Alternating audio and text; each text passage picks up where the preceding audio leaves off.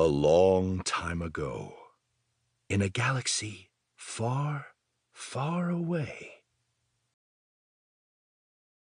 Makati Productions presents an original Star Wars story. Legacy's Edge. Reconciliation. When her mother's life is threatened, a teenage Allana Solo Djo must give chase to those responsible and confront the memory of her father. Chapter 1. Allana wasn't any good at peace. She didn't struggle in other fields. The teachers at the Jedi Academy on Shidu Ma said she had a talent for action. They said the Force flowed through her when she was in motion, mind and body set on one goal, and she felt it flowing sometimes, strengthening like adrenaline when she ran through obstacle courses, moved objects, or practiced with her newly crafted lightsaber. Her mother always stressed that strenuous physical exercise was essential to perfecting your body, mind, and connection with the Force, and Allana had come to understand what she meant. Sometimes when she was in motion, it felt like she was in perfect synchronization with the universe itself. But sitting down, meditating, and finding inner peace was always hard. She tried anyway as she sat in her private cabin aboard the Dragon Queen II. Her mother had insisted on it. The impulse from hyperdrive engines vibrated softly beneath her as she sat cross-legged on the deck, eyes squeezed shut against the cabin's total dark. With her eyes closed, she could hear that tiny hum of the engines, the whir of recycled air. There was little else. Her cabin was in the most secure area of the ship, and no feet clapped by the hall outside. She felt very alone here in the dark, and beneath the hum and whir she registered something else, something that made no sound but felt like a whisper. The whisper was soft but not comforting. Instead, it promised, menacingly, that the Force held more than she could ever know. It offered paths of darkness that might claim her if she just stopped long enough to peer down them. There were many such paths, interlaced with courses of light, and she was afraid that if she even stopped to hesitate, the path she'd follow so far would disappear, and she'd become lost in darkness. Quiet promised too much. Allana could only stand it for a little while. After some uncounted time, she commanded the cabin lights on. Her eyes burned red, but it was still better than tempting dark. She rose to her feet, put on boots and overcoat hurriedly. She wanted only to be outside. It was liberating to escape her cabin. Allana strode down the halls, through the secure gates, all the way to the Dragon Queen II's bridge. As soon as she stepped through the final blast doors, the duty officer snapped "Majesty" on deck. And all as one, the women at the helm stations rose, turned on their heels to face their princess, and snapped formal bows. Allana was still getting used to that. Almost all the childhood she could remember had been spent traipsing around the galaxy with her grandparents on their ancient freighter. Much of her youth, including most of the past 2 years, had been spent among the Jedi, and while Shidu Mod was a more formal place than the Millennium Falcon, it was in its own way egalitarian. Not so the Dragon Queen II, where Allana was constantly reminded that she was true Mida, heir to the Hapan throne. It was no wonder why her mother had preferred to spend her youth on Dathomir and Yavin 4. Allana made a small dismissive gesture, and the crew returned attention to their stations. But the princess was quickly approached by a woman with graying hair braided halfway down her back and a wide-shouldered colonel's uniform. Though Allana was stretching tall in her 15th year, Aspara had half a head on the princess. "Is there anything we can help you with, Majesty?" Allana had just wanted to get away from her cabin, but she couldn't tell Aspara that. With that formal dignity her mother and grandmother had drilled into her, the kind you always had to keep on show in public, Allana asked, "Do you have an estimate on our arrival time, Colonel?" "We're still a way out from our destination, Majesty. At least 7 hours. But we have the coordinates." "Yes, Majesty. We've received the final package and are en route." A pause lingered between them. Aspara has served Allana and her mother for over 20 years, and though she was too professional to say it, she probably had an idea what had driven the princess to the bridge. "Is there anything else, Majesty?" Allana looked past Aspara's braided shoulder to the strobe of hyperspace outside the bridge's curving floor-to-ceiling viewport. "That will be all. I'd like to stay and observe for a while." "Of course, Majesty. Let me know if you need assistance." Allana nodded, dismissing the colonel. She lingered at the back of the bridge, doing her best to keep out of sight of the crew. They were in the middle of a long hyperspace jump in a situation that was not expected to involve any combat whatsoever. Nonetheless, the deck was fully staffed. Under the circumstances, it was perfectly natural. The Dragon Queen too was taking both the Queen and Shumida, the most important women in the Hapes Consortium, to a conference with the heads of the Imperial Remnant. Officially, it was the first meeting between the two governments since the Battle of Uroro Station a decade ago. Allana could just barely remember that fight. She'd been on the original Dragon Queen when the Jedi lured the Galactic Alliance's fleet into an ambush outside Shidu Mod. When the Imperials had attacked the Dragon Queen with the Nanavarus and killed hundreds of crew in their outrageous attempt to assassinate Hapes' monarch. When Allana and Tenel Ka had just barely survived. When her father had died. This conference was supposed to mark a normalization of relations between two governments that had spent the last decade being just shy of enemies. In truth, negotiators had been holding secret talks for 2 years. This event was going to mark a formal, public mending of ties. The appearance of Tenel Ka and her counterpart, Ithorian, was more symbolic than anything, but the symbolism was essential. It was also exceedingly risky, which was why this meeting wasn't going to take place on any planet in Hapan, or Imperial space. In fact, it would be set in Alliance territory, and not on any planet at all. The spatial location of the Ithorian heir ship Tafanda Bay was a closely held secret. The coordinates were supposed to be transmitted only to the Dragon Queen II and its Imperial counterpart once both ships were en route. According to Aspara, the coordinates had been received. 7 hours was a long way to go, but it was the last leg of a longer trip. Allana watched hyperspace flare and wondered they'd truly be safe on Tafanda Bay. She wasn't sure how long she'd stood there when her mother showed up, but she felt a brush in the force before the duty officer called the crew to attention a second time. With her own little gesture, Queen Mother Tenel Ka Djo ordered the women to return to their stations. Unlike Allana, who still needed to change into her ceremonial outfit, Tenel Ka was dressed in layers of Dramash and shimmer silk, gleaming platinum embroidered with golden whorls. Sometimes Allana had a hard time believing that her mother had grown up preferring rough animal hide tunics. She seemed so natural in those gilded robes, in a way Allana doubted she'd ever be herself. Tenel Ka sidled next to her daughter. Facing the viewport, lowering her voice, she said, "There's still many hours before we arrive at our destination." Which was her way of telling Allana to go back to her cabin and meditate some more. In an even softer voice, she told her mother, "I worked at it for a while, and I think I made some progress." Is this a fact? Tenel Ka's gray eyes slipped sideways and bore into her. Allana wondered if all mothers were so infuriatingly perceptive, or if it was just ones with force powers. "I did," Allana insisted. "It's still tricky." "I understand," said Tenel Ka, "but it's something you must keep working on. A Jedi has to know herself in moments of stillness before she can be ready for moments of action." Allana looked pointedly toward the viewport. "Action's more fun." "Perhaps. But it is also less important." Allana wasn't sure about that. Meditating might be essential to finding yourself in the Force, but to everyone who wasn't tuning themselves to that mystic power like Aspara, all these officers, the citizens on Tafanda Bay and across the galaxy, Jedi actions were a lot more important. Nobody would care about her mother if Tenel Ka just sat in a cave on Dathomir all day. And her father. Allana pushed the thought away. She usually tried very hard not to think about her father.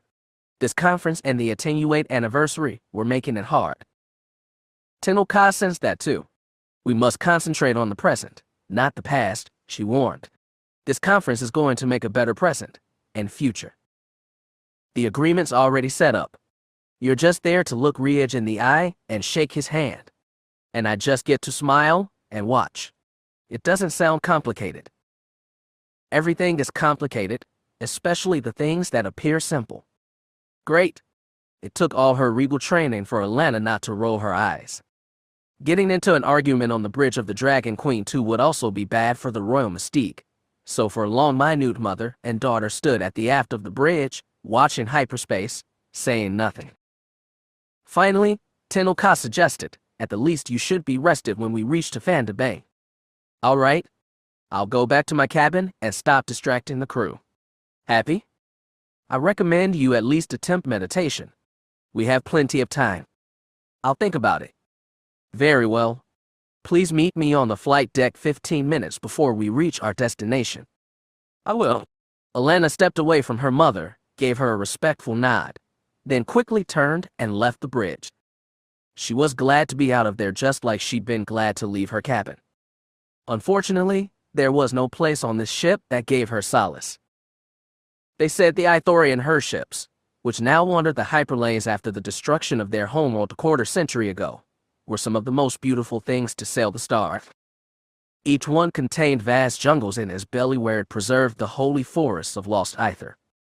To the unhomed Ithorians, they were more than just transports. They were cathedrals. Maybe, just maybe, Allana would find some peace there. Jacen Solo had expected her return to the Tafanda Bay, home base of the defensive Aether more than half a lifetime ago, to rouse up some interesting memories. She got in a whiff of them when the vast her ship, shaped like a great bronze bowl with multiple domes filling its top side, appeared in the viewport of her shuttle. She'd gotten a little more when she stepped onto the landing deck, and when she first caught sight of the great jungles enclosed by miles-wide transparent steel roofs. But mostly she was too busy to bask in yesteryears. The Dragon Queen II and its Imperial counterpart, the brand-new Star Destroyer F. were still hours away, but security teams had been given the her ship's coordinates and early access so they might go over the setting. Jaina had the unlikely honor of heading up the Imperial team. Riej and Tenel Ka were each bringing a coterie of dignitaries to take part in the signing ceremony, dignitaries that were supposed to be trustworthy. But in the Imperial Remnant and Hapes Consortium, trust was not something you took for granted. Hence the presence of Jedi on Tafanda Bay, which had been jointly requested by both governments, apparently over the grumbling of said dignitaries. The signing ceremony will take place in this chamber, explained the her ship's chief security officer as he led the advanced teams down a long hallway into a glass-topped atrium. Note the weapon scanners in the entryway. Jaina had already reviewed the schematics and knew this chamber, some 10 meters wide and 15 tall at the top of the dome, was located within one of the larger transparent steel bubbles. Artificial sunlight, used to nourish the surrounding environment, poured through the glass and could easily have been mistaken for the real thing. True to Ithorian form, the walls of the chamber were ringed by flowering plants that offset the mechanical gray of the walls with vivid emerald and patches of saffron and indigo. As you can see, the signing will occur at the center of this raised dais. We anticipate the signatories will stand at this table to certify the treaty. Is this correct?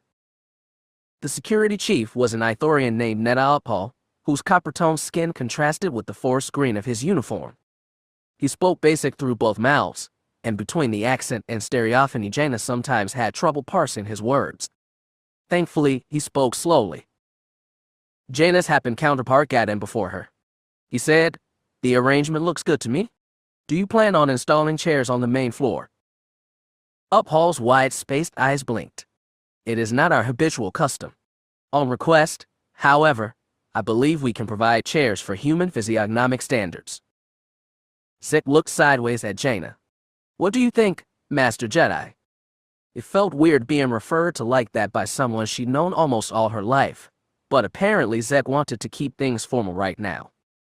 Jaina said, "We were planning to limit the Imperial party to 16 people, 6 security, probably along the outer walls, plus 10 dignitaries, included the head of state. We were planning on 18 people, but we can pare it down to match yours." Zek nodded easily. "That puts us at 32. A throat cleared at the back of the group, plus the Alliance representatives. Of course, Jaina agreed and watched as a young human diplomat slipped past the Hapan and Imperial's agents. Slim and dark-haired Jevahane stepped between the two Jedi and said, "We have only a small contingent. Myself and 2 others. Plus your security." Jaina glanced at the back of the group and spotted one bald head gleaming in the fake sunlight. Its owner didn't volunteer any words. "Plus our Jedi guest, yes," said Hane. for is all we need. We're here to facilitate, not steal the show. Chief Uphaul, I trust your people will be in attendance. The Ithorian nodded his ladle-shaped head. I will be overseeing operations from the Security Operations Center during the ceremony, but I will have 4 to 8 guards, per your request. And the chief priest will of course preside on the event. Of course, Zek nodded. So, 32, plus 4, plus 8 local security just to be safe, plus 1 high priest. That takes us to 45. It will be tight, but we can fit them here sitting, Hayne observed. Jaina would rather have them stand. It left more room free, and with more space between people it was easier to watch them. Zek was on the same wavelength. He told Uphaul, I think in deference to local customs we should have everyone stand. The signing ceremony won't be long after all. Very well. Is there anything else? Jaina scanned the atrium and pointed to the air filtration ports halfway up the outer walls. There were 4 of them total, equidistant around the diameter. We're going to need those secured. Where do they lead? They can be set to cycle air through the chamber internally, or intake from the environment outside. Make sure they're on internal cycle. How many holocams are set to record this thing? 5 from Tafanda Bay's internal stock are ready to capture this historic event. We'll want to look those over before the ceremony, Zek said. It's not that we don't trust your people, Hayne interjected, but in the interest of absolute safety. Uphaul held up a long-fingered hand.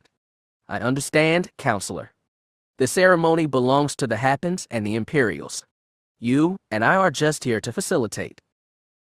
Of course, Hayne nodded, clasping hands tight in front of him. If the Alliance had been more active in these negotiations, Jaina thought, they'd have sent a more veteran diplomat.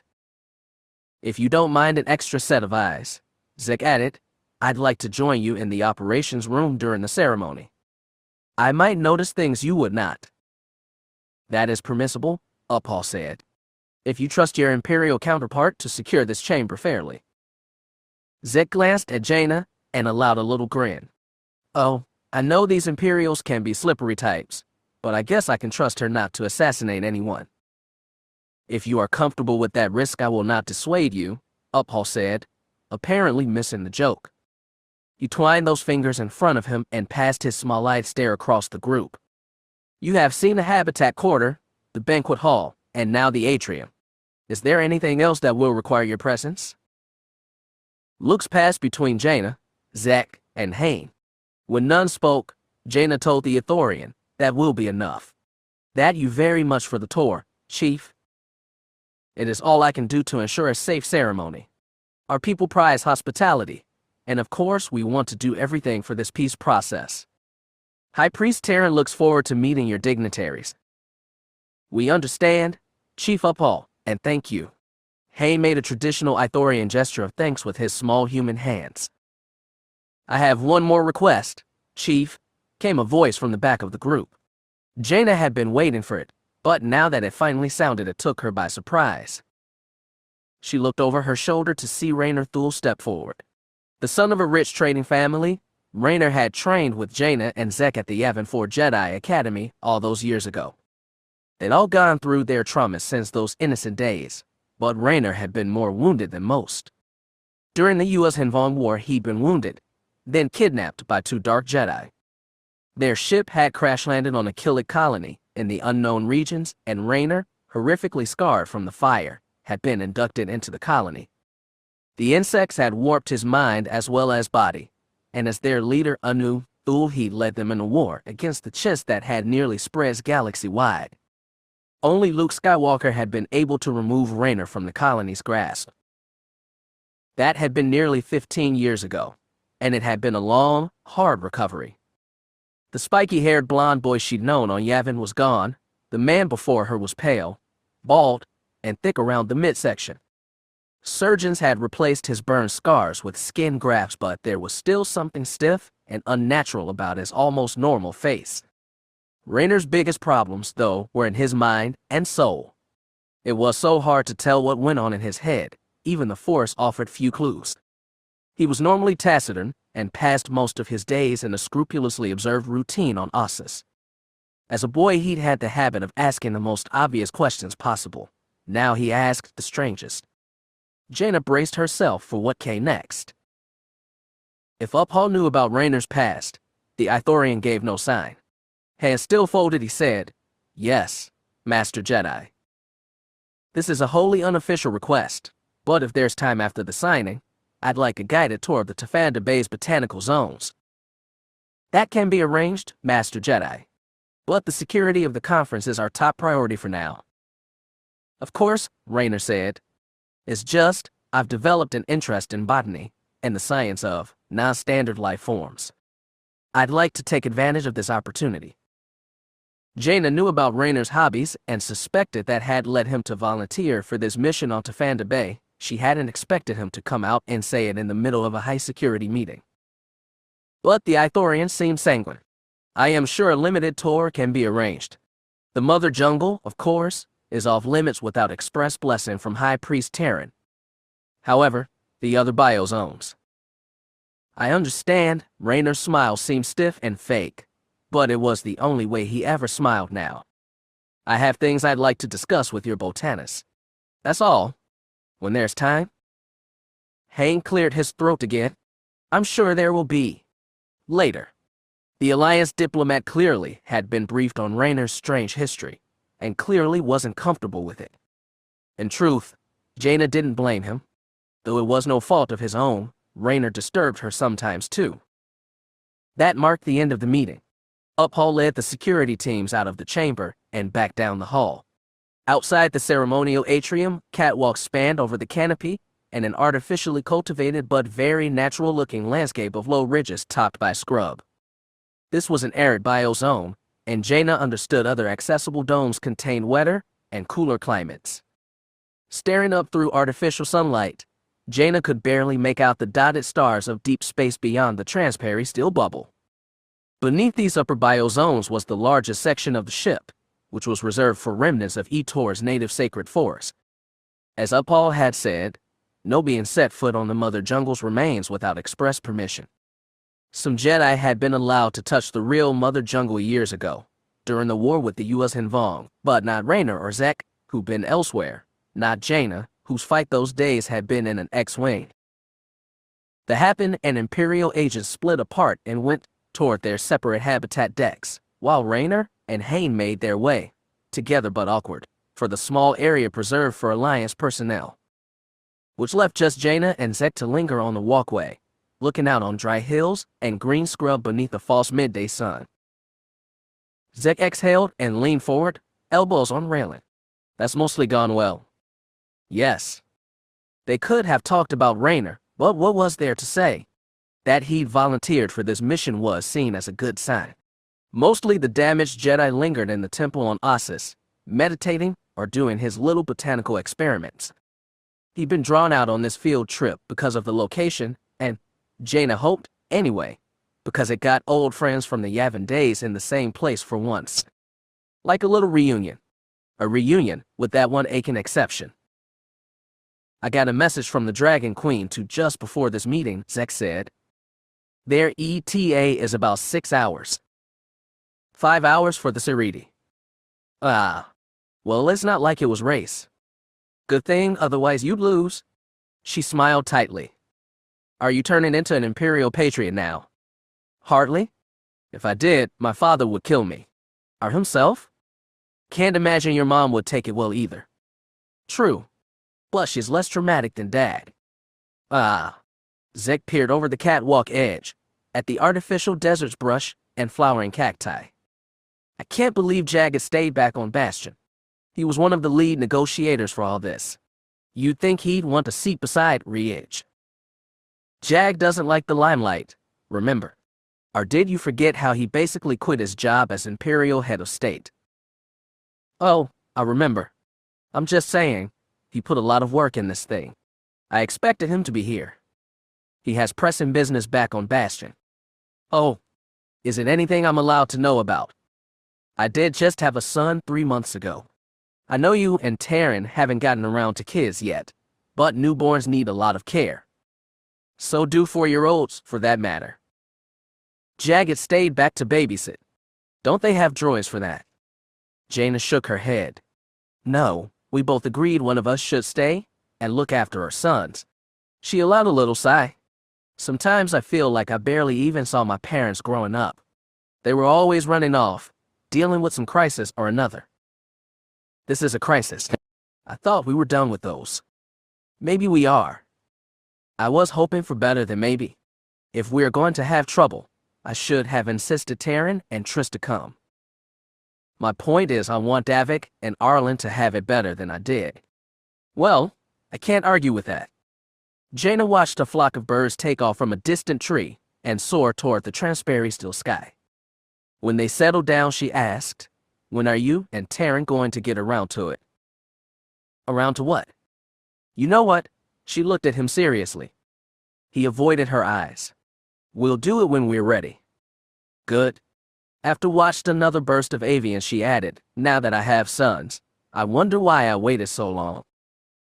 You and Jag were a little busy. So were my parents. They found time. You just complained they weren't around to raise you. I'm not complaining, I'm just saying, none of us are getting younger. I'm aware. Besides, you'd be good with kids. You were good with Allana. Your parents laid the groundwork there. I just built up from the foundation. They needed Allana as much as she needed them, Jaina said softly. She could feel herself growing maudlin and rejected it, pushing away from the railing. We can chit-chat more later. We've got more work to do. Hey, I've got a whole extra hour before my people arrive. Then I guess you can afford to take your time. Jaina sketched a salute. I'll see you around, old man. Then she turned and walked briskly down the catwalk. As a central part of being royalty was making big entrances. Constantly being fawned over got annoying, but Allana often found herself the centerpiece for an interesting variety of pageantry. Take the arrival on Tafanda Bay. After Dragon Queen 2's double disc met the Great Ithorian Bowl at their deep space rendezvous point, one Emerald-hulled shuttle departed from the battleship's hangar and soared toward an open landing pad located on the Her ship's rim. Phosphorus flares colored a Hapan blue-green shot into space on either side of their entry lane. The landing platform itself was filled with rows of Ithorians holding flags with the Hapan fan-shaped crest, and when Tenel Ka and Allana, both wrapped in finest shimmer silk gowns, walked down the landing ramp, they were first greeted by a tall Ithorian wearing in what looked like holy vestments, with layered stripes of greens, violets, and reds hanging off his broad shoulders. Trailing a step behind her mother, Allana looked past Tenel Ka and the Ithorian both to find Zek a step behind the priest.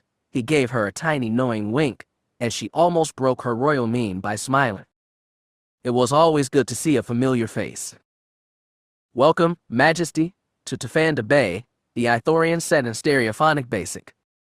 I am High Priest R'hllal Taryn. Keeping back stiff and hands at her sides, Tenel Ka said, Thank you, Master Taryn. You honor us by providing your home for this historic event. The honor is ours. Our people have always promoted peace and harmony in this galaxy.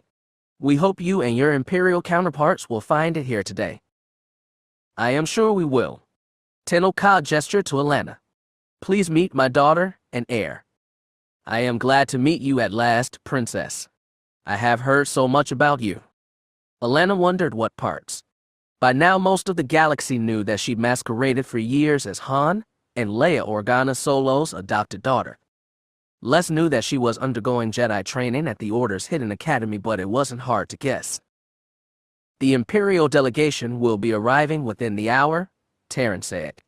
If your Majesties prefer, I can show you to your quarters now. We would prefer it very much. Thank you, Mazer Taryn. The Alliance observers have also arrived. I know they are eager to meet you also. Please, come this way.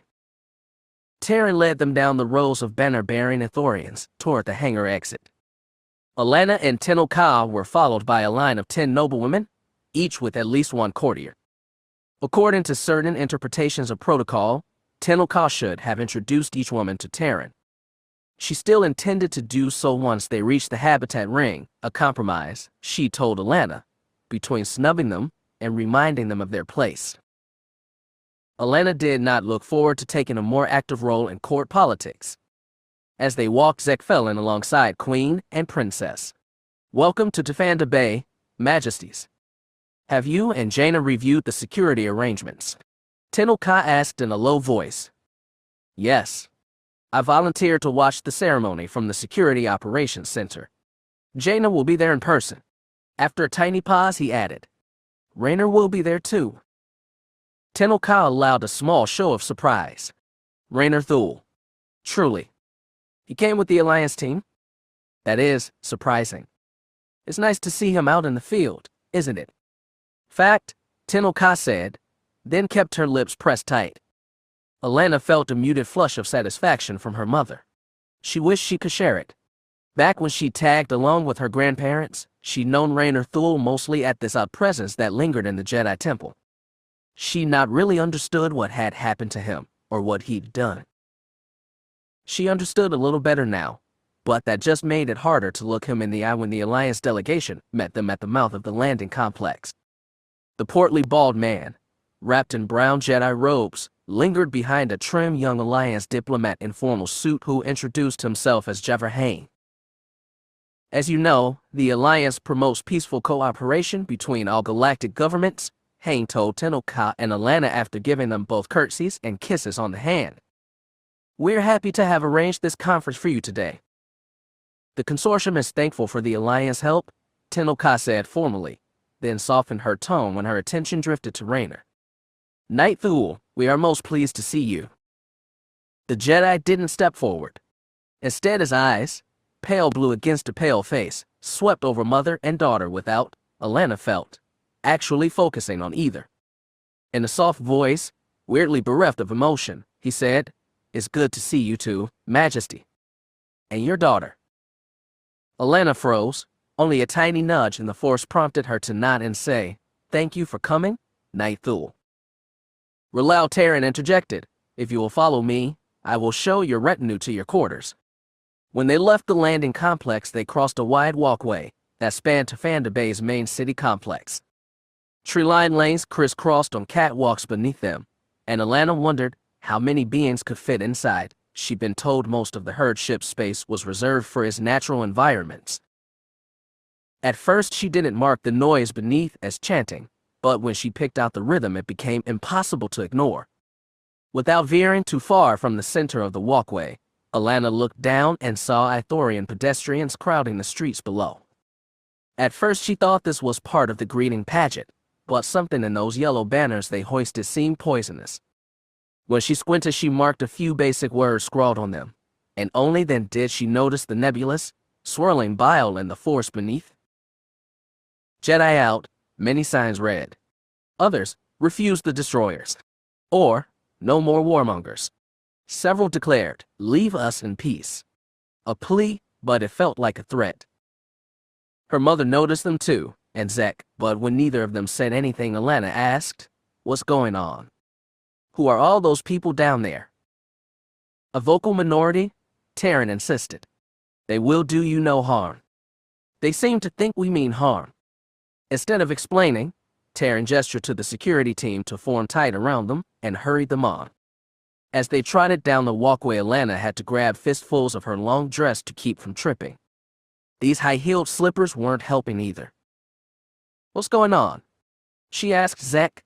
"Who are those people?" "Your guess is as good as mine," he said.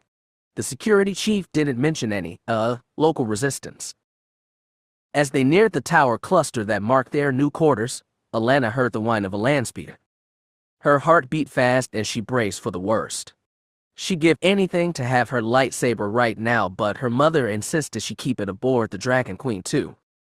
Not Tenel Ka, though. She kept her rancor-toothed saber in the manifold folds of her dress, because she was a real Jedi, not some Padawan who couldn't be trusted not to lose her head, even though she fought off Criffing Sith as a 9-year-old. A speeder, a stout brown-hulled, open-topped model soared overhead. The Ithorian guards lifted their weapons but didn't fire.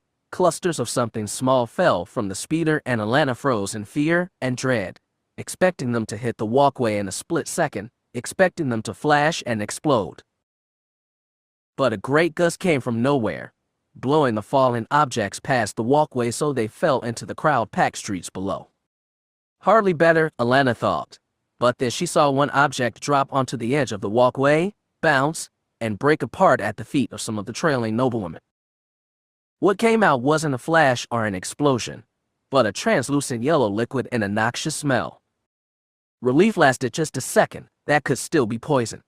One noblewoman saw her dress splash to the waist. Another got liquid on her bare arm and straight up fainted. But that might have been histrionics. That landspeeder course corrected and tried to wheel back around for the walkway. The Ithorians trained their guns on it but still didn't fire. Zek barked to Terran. Are they going to do something or aren't they? Then Allana saw a single figure racing toward them from the habitat tower. No lightsaber blazed in hand, but she could tell it was her Aunt Jaina, hastening to help. She knew it from her shape and stride. Most of all, she knew it in the Force. The other Jedi knew it too. Allana felt it swell around her then. She was just small flotsam, buoyed by the rising tide that was Jaina, Tenel Ka, Zek. Even Raynar joined in, a strange stiff presence, not quite in sync with the others but doing what it could to help. The land speeder was arrested in misswoop. Allana heard its repulsor strain and cough as the speeder was wrestled against its will down the lower levels. When it fell from view, she heard the pop of a dying engine and spotted a trail of smoke marking the machine's final resting place. By then, Jaina had joined the group on the walkway. To one Ithorian she snapped, "Get your people on it, right now. Grab them before they get away." Of course, the security officer said, and pulled out his comm with the most alacrity Allana had yet seen from an Ithorian. Terran, almost frantic, bowed his ladle-shaped head repeatedly. "I apologize for this disturbance. This is my most grievous fault, but rest assured, they do not represent the majority of our citizens." "But who are those people?" Allana asked. "Jedi aren't totally popular on Tafanda Bay or other Ithorian herdships," Jaina said. She was breathing hard from her sprint, with hands on her hips and lightsaber dangling so visibly at her waist. "Some of them have hard time remembering it was the U.S. Hinvong who destroyed their homeworld, not us." That is the short of it. Terran released a dual-mouthed exhalation. "I cannot apologize enough for this disturbance." "We should hasten to our quarters," Tenel Ka said firmly. "Will Ducha Yark and Ducha Lore need medical attention?" The item dropped was a Lekmore seed. It is noxious, but not deadly. Tenel Ka looked back at the two women. Evla Yark was out cold and being hoisted by two male courtiers, while Demia Lore was scowling in their direction and clenching the skirts of her splashed-up dress. "Nonetheless," the Queen said, "they should see a medic." "Of course. We will give them anything they need."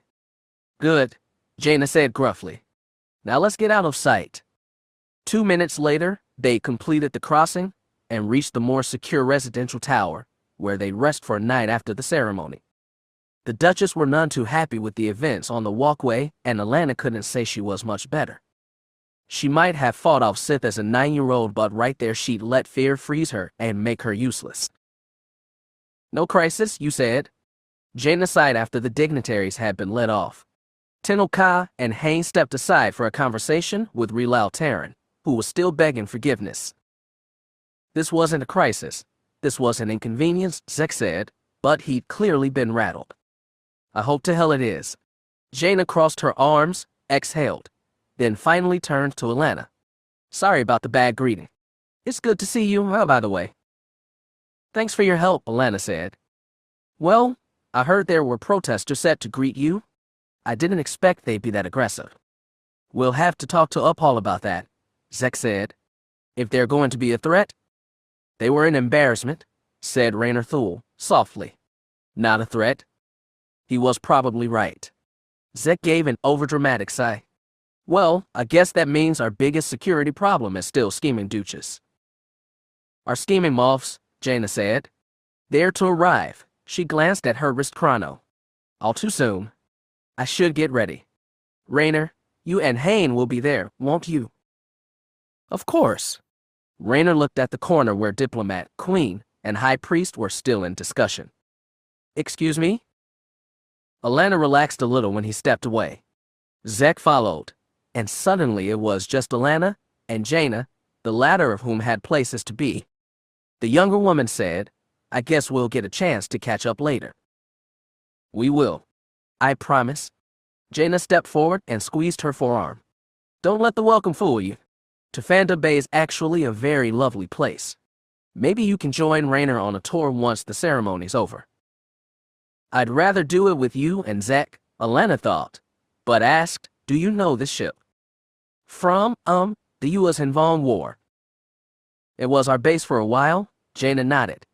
The battle, well, you know how it ended. But at least I got a husband out of it. Allana blinked. You met Jagged here. His Chiss squadron made a dramatic entrance. After the battle, he joined a reception on the herd ship.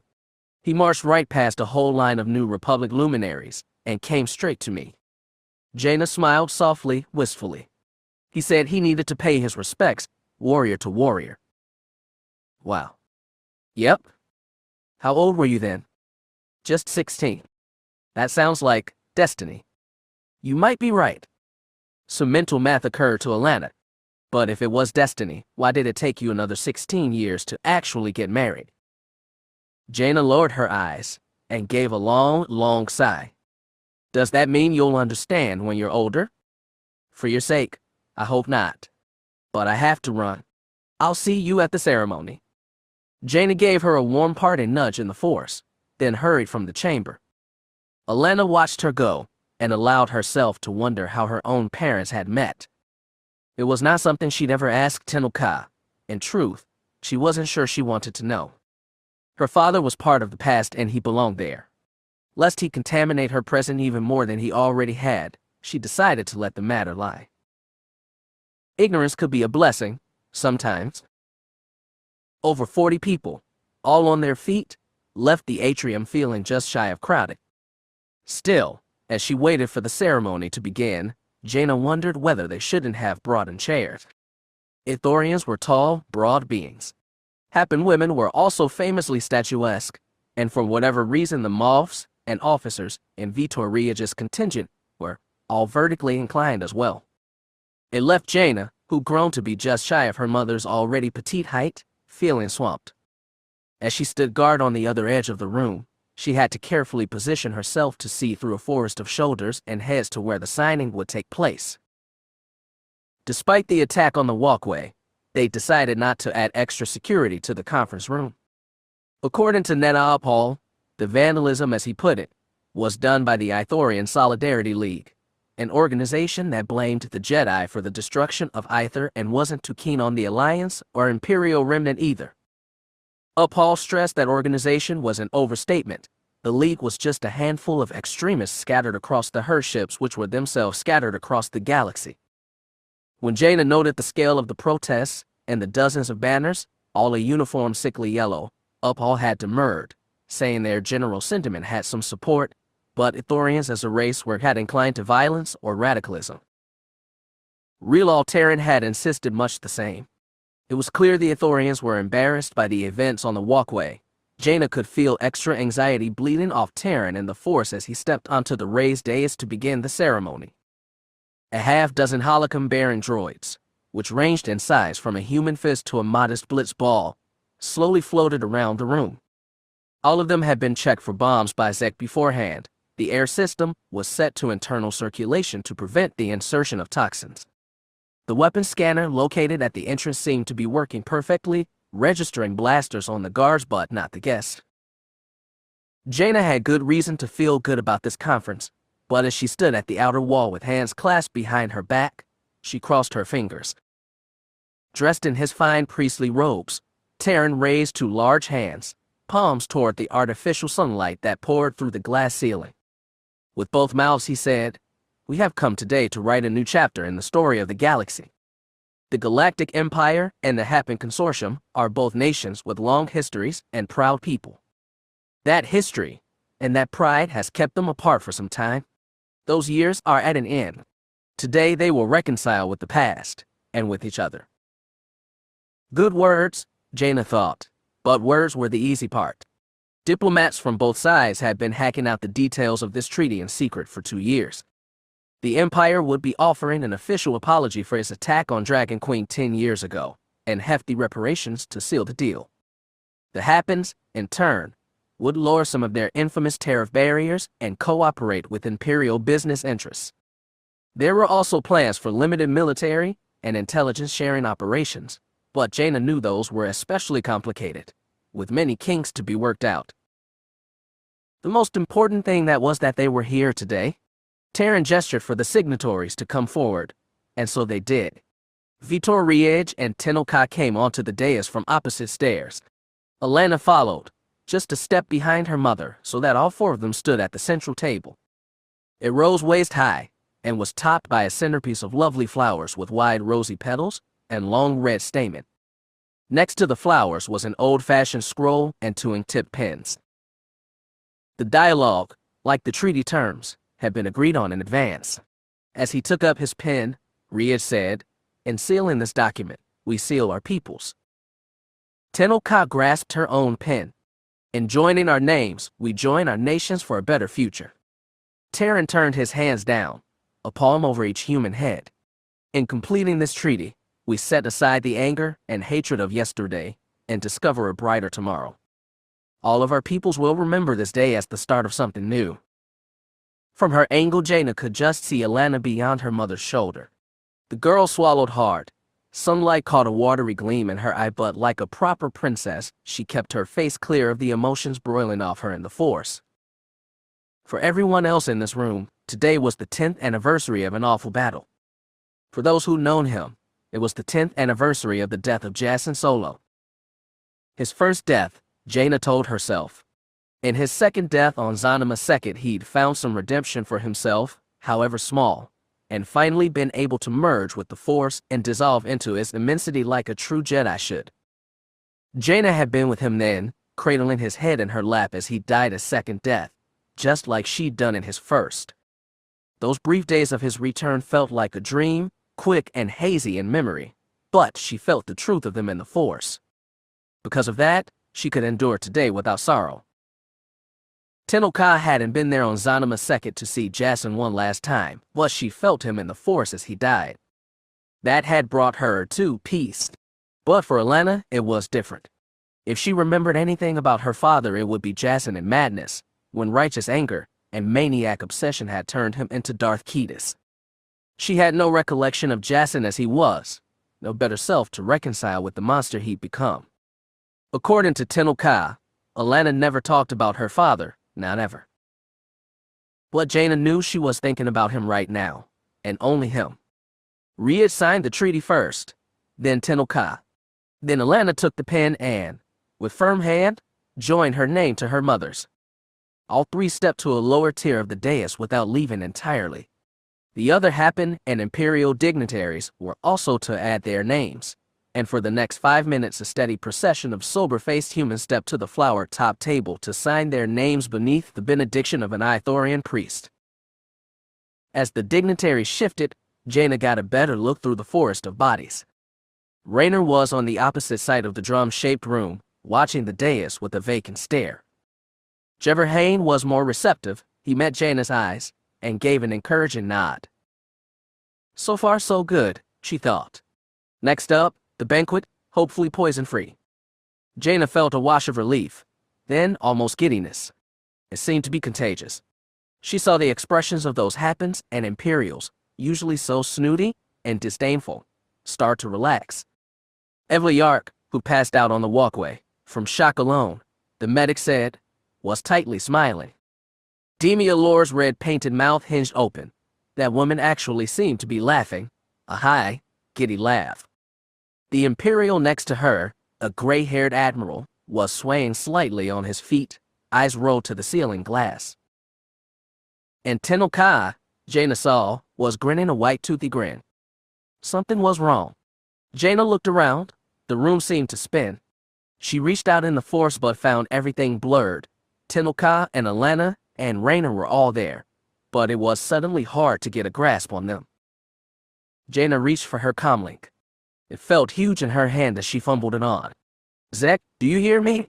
Zek?" "What is it, Jaina? Is something wrong?" "The heir, I think, the heir." "What do you mean?" "We've been recycling the whole time." There was a loud thud. and Jaina looked back to the dais to see the Admiral had collapsed face down. Next, Evla Yark tipped over and fell down the short stair. Rilal Taun had braced himself against the table but remained upright. Vittoria staggered back but tripped over his own boots and fell. His security rushed toward him, sluggish. Across the room, Hain was gasping into his own comlink. Where Raynar was she couldn't tell. Zek was seeing it too. Over the comm he called, "What's happened? Why is everyone collapsing?" "Jaina." "The heir," she rasped. "Something. Vent it out." She heard an Ithorian say over the comm, "We can cycle an heir from the main atrium." "Do it," Jaina hacked. "And a medic, bring medics." She heard a whir as the fans and the overhead vents kicked to overdrive. Bracing herself against the back wall, she felt a rush of relief, which vanished the instant Tenel Ka toppled to the floor. Allana dropped on top of her but remained conscious, breathing hard and feeling her mother's face. Zek and a team of Ithorians arrived less than a minute later. By then, Jaina was slumped against the outer wall, legs splayed out but head and shoulders upright, clinging to consciousness. Allana was lying half atop her mother, eyes still open, panting hard. As for Tenel Ka, she lay face up, shimmering gown spilled around her, not moving, not even the rise and fall of breath. Chapter 2. Chapter Text. The medical ward aboard Tafanda Bay had not received a rush of 40 emergency patients since the Battle of Ithor a quarter century ago, and its machinery and staff were specialized in caring for Ithorians, not the humans that suddenly filled its beds. The ward was quickly overwhelmed, understaffed, undersupplied, and most of all confused as to what had happened during the ceremony. It was fortunate for Allana that her symptoms were mild. Not so fortunate for almost 20 other humans, Imperial and Hapan alike, who had to be placed under respirators and hooked up to intravenous stimulants. Most of those strapped to the beds were unconscious and resisted attempts to revive them. Among these victims were most of the older Hapan Duchess and Imperial officers, as well as head of state Riege. Allana's mother was among them too. The generic antitoxin injection the MD droid gave Allana cleared her mind, but her body was still sluggish. It felt a mild strain just to sit in the chair at her mother's bedside and hold her hand. Tenel Ka did not squeeze back. She lay on the hospital bed, breath mask over her face, eyes closed, chest rising and falling in time with the wheeze of the respirator machine. A nearby screen showed the slow but steady rhythm of her heart, another tracked minute brain waves. An Ithorian medic said it matched those of a human in deep sleep. Zek, who'd been outside the atrium and remained in good health, had paced the medical ward furiously for the first hour, demanding to know what had happened and who was responsible. Allana wanted to know those things too. She ached to know, but mostly she wanted her mother to wake up. There seemed no chance of that happening anytime soon. After about 3 hours of sitting at her mother's bed, Allana heard the clack of metal on metal and turned to see her aunt approaching. Like Jacen and Raynar Thul, Jaina had been at the edge of the chamber during the ceremony, which seemed to have spared them all the worst of the poisoning. Nonetheless, her face looked pale, her eyes had heavy bags under them, and for strength she leaned on a silver metal cane. It made her look a decade older, and Allana wondered how bad she looked herself. She still had on the luxurious gown she'd worn to the ceremony, which felt absolutely absurd now. Allana met her aunt's haunted eyes and said, "There's been no change." The words ached her throat to get out. Jaina simply nodded. "Can you come with me, Allana?"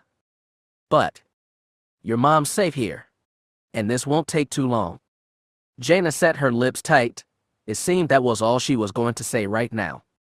So, with a sigh, Allana released her mother's hand and pushed out of the chair. Her legs seemed to bend beneath her, and she had to brace herself against the bed for the first few steps. She followed Jaina to a private room on the far end of the infirmary. It was a small circular chamber, and felt packed for the bodies inside. High Priest Tarwin and the local security chief, Uphall, stood on one end of a square table. Seated around its edges were Zek, Raynar Thul, Jacen, Demia Lore still in her gown, and an Imperial moth she didn't recognize. Jaina and Allana sat down opposite the Ithorians. Sometimes Allana felt intimidated when surrounded by adults and, being a royal, had to hide it. Right now everyone felt as confused, angry, and desperate as her. It was a level playing field. "Thank you all for coming," Terran said in his droning stereo speak. "What has happened today is a disaster. It is my most grievous fault and on behalf of all the Ithorian people." "Save us the apologies and get to the point," the Moff snapped. "What the hell happened in that chamber? Who poisoned us?" "That is still under investigation," said Hall. More politely, Haynes said, "I hope you've learned something. Surely you've taken samples from the air in the chamber and analyzed them?" "This we have done, and we've determined that your people have been harmed by pollen from Thusmerpelic starflower." That meant nothing to Allana, nor anyone else seated around the room. Then Raynar Thul surprised them. Staring into the center of the table with those boring blue eyes, he said, the bouquet in the middle of the table.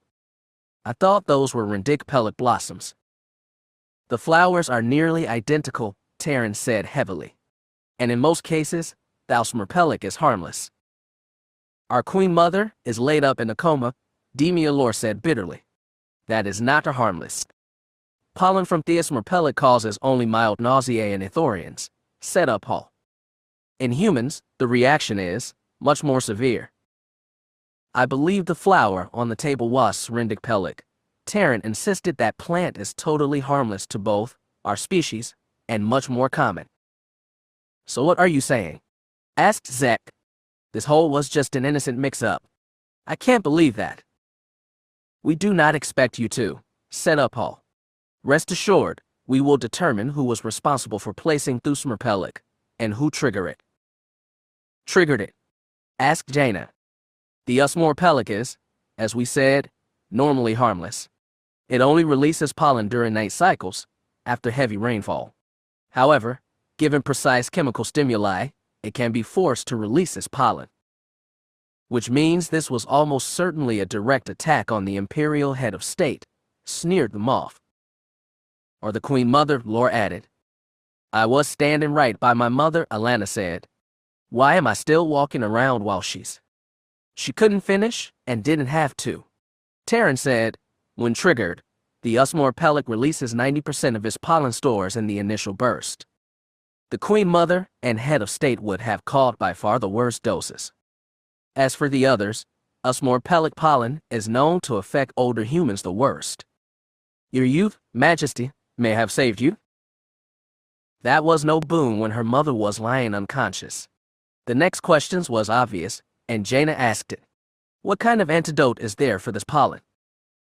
Terran made a heaving double sigh. "The effects of Thusmerpelic pollen on humans are not well studied. It is such a rare plant. It grows natively in the mother jungle preserved on our herd ships, but otherwise is cultivated only in research laboratories. Then it should be easy to figure out which lab it came from and who stole it," Zek said. "We are already making inquiries," said Hall. "Are you really saying there is no antidote?" Allana stared at the Ithorians. "You can't do anything for them. Are you criffing serious?" It was no way for a princess to talk, but she didn't care. Raynar, again with that weird soft voice, said, "I heard there was an antidote, seed oil from the Apemachella plant, I think." The Jedi received a long, collective stare. Terran said, "That may be the case, but as a remedy it is only in the research phase." "Then we need to start testing," Jaina said. "Now." "That may not be a good idea," Lore warned. "If these drugs are experimental, they might do more harm to Her Majesty." "The trials I read about sounded promising," Raynar insisted. Zek looked at the Ithorians. "Can we get this, whatever kind of seed? Can we get it now?" "It is also a rare plant," Terran said. "Like the Thusmerpelic, it only grows in the mother jungle, in a few select laboratories." "Of course," he sighed. "Well, get us whatever's available." "Yes, we will assist in any way we can." "I'm not comfortable with this treatment," Lore crossed her arms. "You're putting the Queen Mother's life at risk with some alien drug." "Apparently it's the only thing we've got," Allana said. "We have to try." Lore gave her a look that she didn't receive often, pure condescension. "Please, Majesty, I know you're distraught, but we have to approach this rationally and consider what's in the best interest of the throne. Allana didn't flinch. Her mother didn't back down from a challenge, or her grandparents, or her father. Locking eyes with the older woman, she said, I am Chumita. The Queen Mother is incapacitated. That means I am legally in charge of consortium decisions, and I say we get her any kind of help we can. Laura's upper lip seemed set to curl, but the Ducha nodded obedience. Okay, Zek exhaled. We get this rare seed oil thing. We also need to figure out who planted the killer flower. We have an idea for that, Upal said. The chemical that triggers Thusmar Pellic would have been released seconds before the pollen. So whoever was responsible had to have been in the chamber, Jaina nodded. At least that narrows down our suspects. And no offense, Chief, but we're going to have to look at local security. Some of your officers might have ties to that Solidarity League. The League is nothing. Just disorganized, loud-mouthed extremists, Upal insisted. But yes, we will check. We will check every being who was in the chamber for traces of the chemical compound, including no offense all of you. Fair is fair, Jaina shrugged. None of us have had time to go back to our quarters or change our clothes. You think you will find traces of the triggering agent still on us? It is the best hope of finding the culprit behind this heinous attack, Upal said. We can begin whenever you are ready. It felt like an anticlimactic way to catch an attempted murderer, but as long as it worked, Jaina didn't care. Green uniformed security officers were making a loop around the medical ward, scanning everyone for traces of the triggering agent. Some stood, some sat, some lay unconscious in their beds, but everyone who'd been in the atrium had to be tested head to feet, starting with the Ithorian guards themselves. There were plenty of possible candidates. The use of a rare starflower pointed to the Solidarity League, but some moth or Ducha could have passed a bribe to someone too. A cold feeling in Jaina's gut warned it could have been something else entirely, something set on pitting the Alliance, Hapans, and Imperials against each other, which this debacle had a good chance of doing unless the mystery got solved neatly and soon. Since the confrontation on Zanima II, the Jedi Order had seen none of the Sith, not Darth Caedus' savage faction, nor the remnants of the lost tribe they defeated at Coruscant. But you could never be sure. The Sith excelled as subterfuge, and like the worst pests, they never really went away, no matter how many traps you set, no matter how many you killed. Sometimes they stole, twisted, and converted the people you loved, right before your eyes. No, the galaxy would never be rid of Sith, but Jaina fervently hoped, almost believed, that her days being the sword of the Jedi were behind her. She ached to talk to her husband, to see little Arlen and newborn Davik on the holo, but Tafanda Bay was on a communications blackout. The holo cameras, which had already been tested for the triggering agent, contained full footage of the event, but none of it had been transmitted to outside news agencies. Probably it never would. As the officers went around the room, scouring people with handheld scanners one after another, Jaina reached out with the Force and tried to sense the pulse of a guilty, anxious mind. What she got instead was a vague stew of fear and anger. She felt a lot of it herself, and for good reason, but it seemed strongest of all coming from poor Allana, who'd returned to her place at her mother's side. As the officers scanned her, she barely reacted.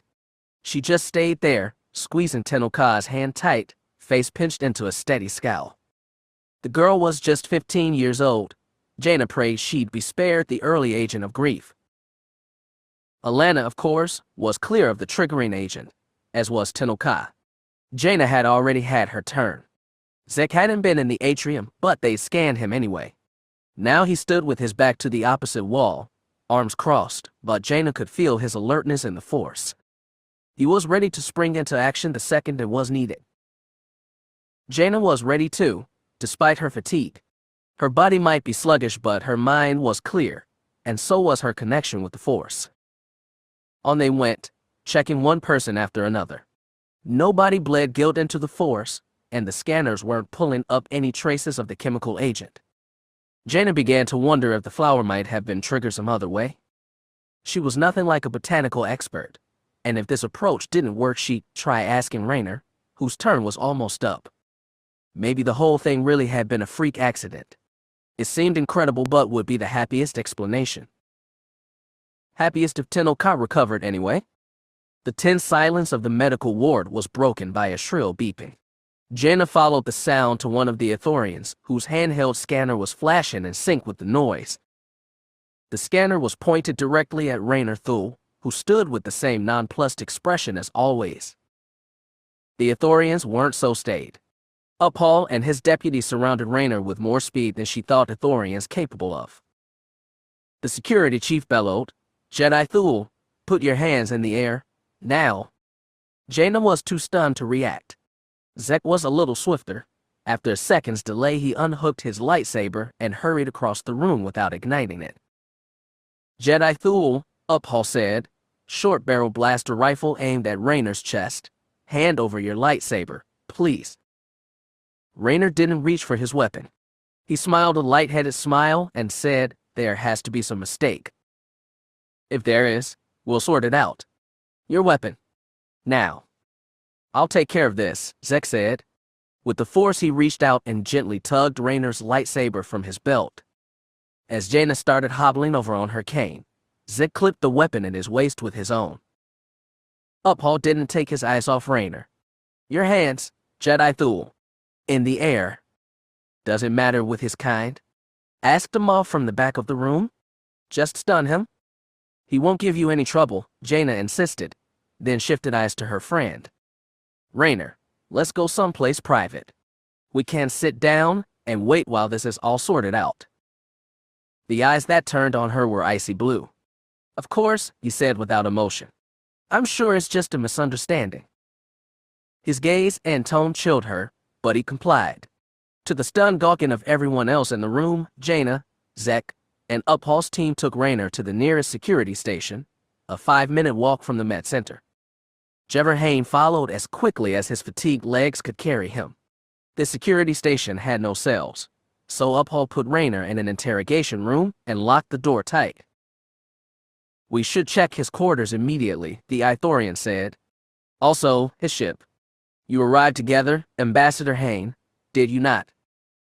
"We did." The diplomat exhaled and ran a hand through his black hair. "We'll comply with his investigation in any way we can.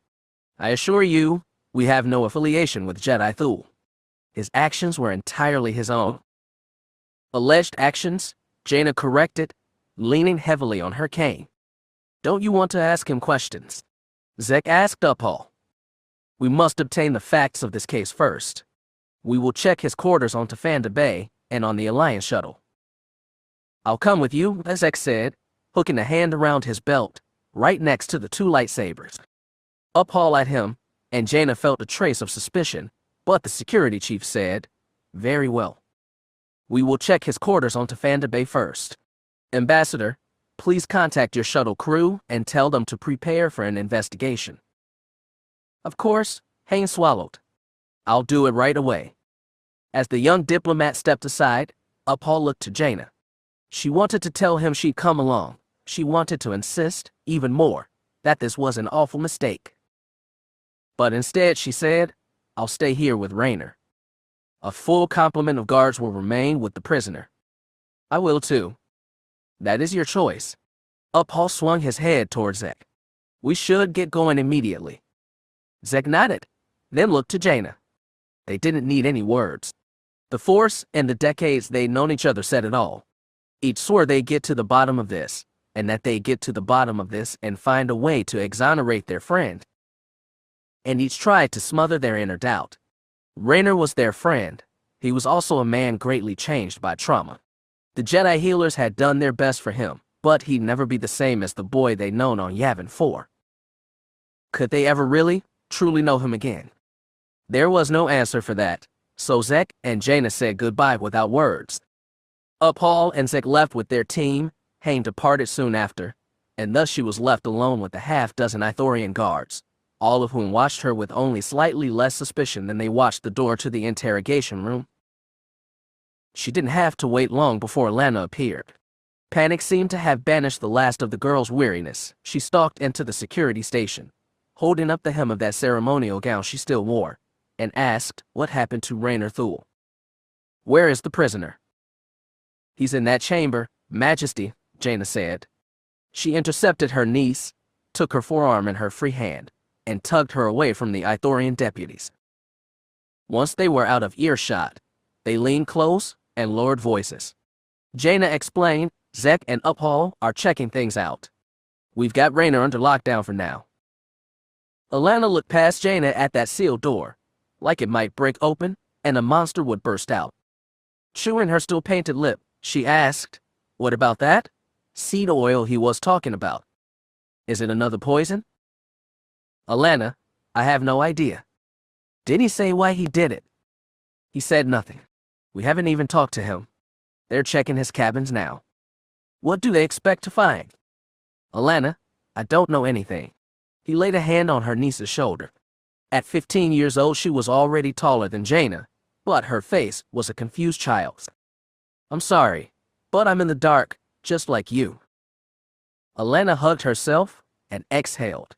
Her head was lowered in thought when she asked, Do you think it could be the Dark Nest? Jaina blinked. What are you talking about? They tried to kill me. I was a newborn, you know. My mother told me. The Killiks, they infiltrated the Fountain Palace. They almost killed me, but my father, he stopped them. That has nothing to do with Raynar. But he was one of them, a joiner. So was I, but it was a different nest. She wagged her head. He wasn't like you. He was their leader, the core of their hive. Uncle Luke freed him from their influence. But he joined them again to find out about Abelith. Tekli and Silgal recovered him. He's not a joiner and he's not being controlled by Killiks, Jaina insisted, and tried to project assurance she didn't totally feel. Allana balled hands into fists and looked around the chamber. So we just wait to find out what's going on. Even a princess has to learn patience. She didn't take the gentle jibe. My mother, what he did to her. There's no proof he even has done anything. Allana, this is a long, long way from solved. You need to calm down, go back to your mother, and wait. But the girl didn't retreat. I'm ready for whoever hurt my mother. And I'm going to stop them. He tugged at the folds of her gown, peeling back silk to reveal an object tucked inside the white sash around her waist. Jaina knew Tenel Ka's rancor-toothed lightsaber very well. Oh, Allana, Jaina exhaled. You barely know how to use one of those. I'm acting TAHU. I should be doing something. Part of being a leader and a Jedi is knowing when not to do something. You can't try to solve every problem by yourself. She wanted to add that had been Jacen's downfall but held her tongue. Allana's emotions were messed up enough without bringing her father into it. Just when the girl seemed like she was calming down, a buzzer sounded in the chamber's comm unit. The Ithorian's officers gathered around before Jaina and Allana got there. This is Chief Uphall, a voice droned in Basic. I have Jedi Zek with me. We are inside Thul's quarters in the Habitat Tower. Did you find anything?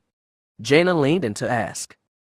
We did, Zek replied, voice so very grave.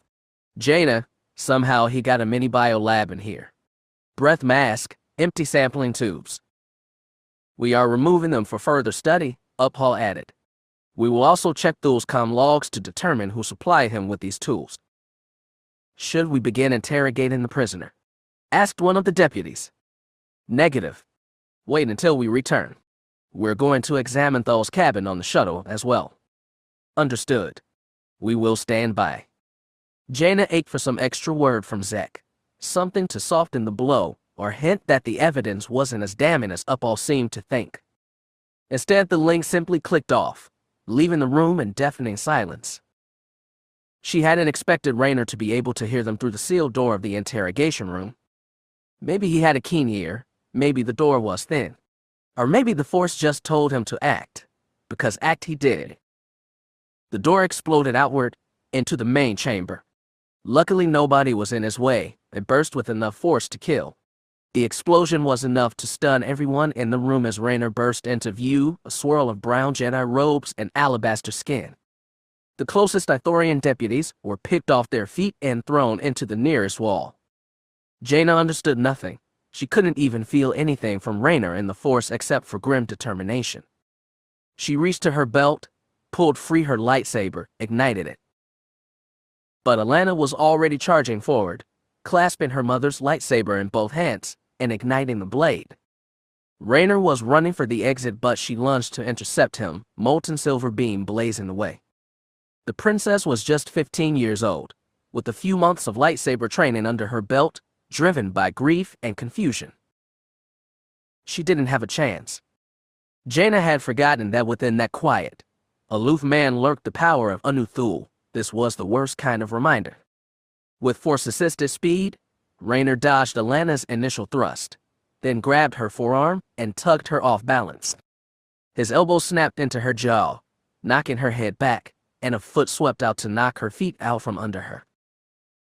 Raynar let Allana drop, but he pulled the lightsaber from her hands as she fell. Jaina shouted his name and lurched forward, trying to summon the force through her confusion, a force that would make up for her still sluggish, poison-addled body. She didn't have a chance either, not against this lightning attack. With a one-handed swipe, Raynar knocked aside her blade. He threw out his other hand and sent a pulse of force energy that threw Jaina into the comm station. Her back cracked against the console, and she fell to the floor, pain shooting through her body.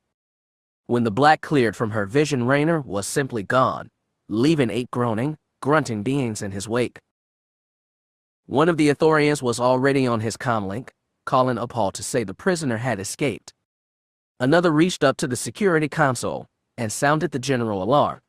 Jaina crawled on hands and knees over to Allana, who was already trying to sit upright. Her gray eyes were scouring the floor, and Jaina knew for what. "It's not here," she told Allana when she reached the girl. "You took your lightsaber." "My mother's," Allana choked. "Jaina, why?" She had no answer. All she could do was shake her head.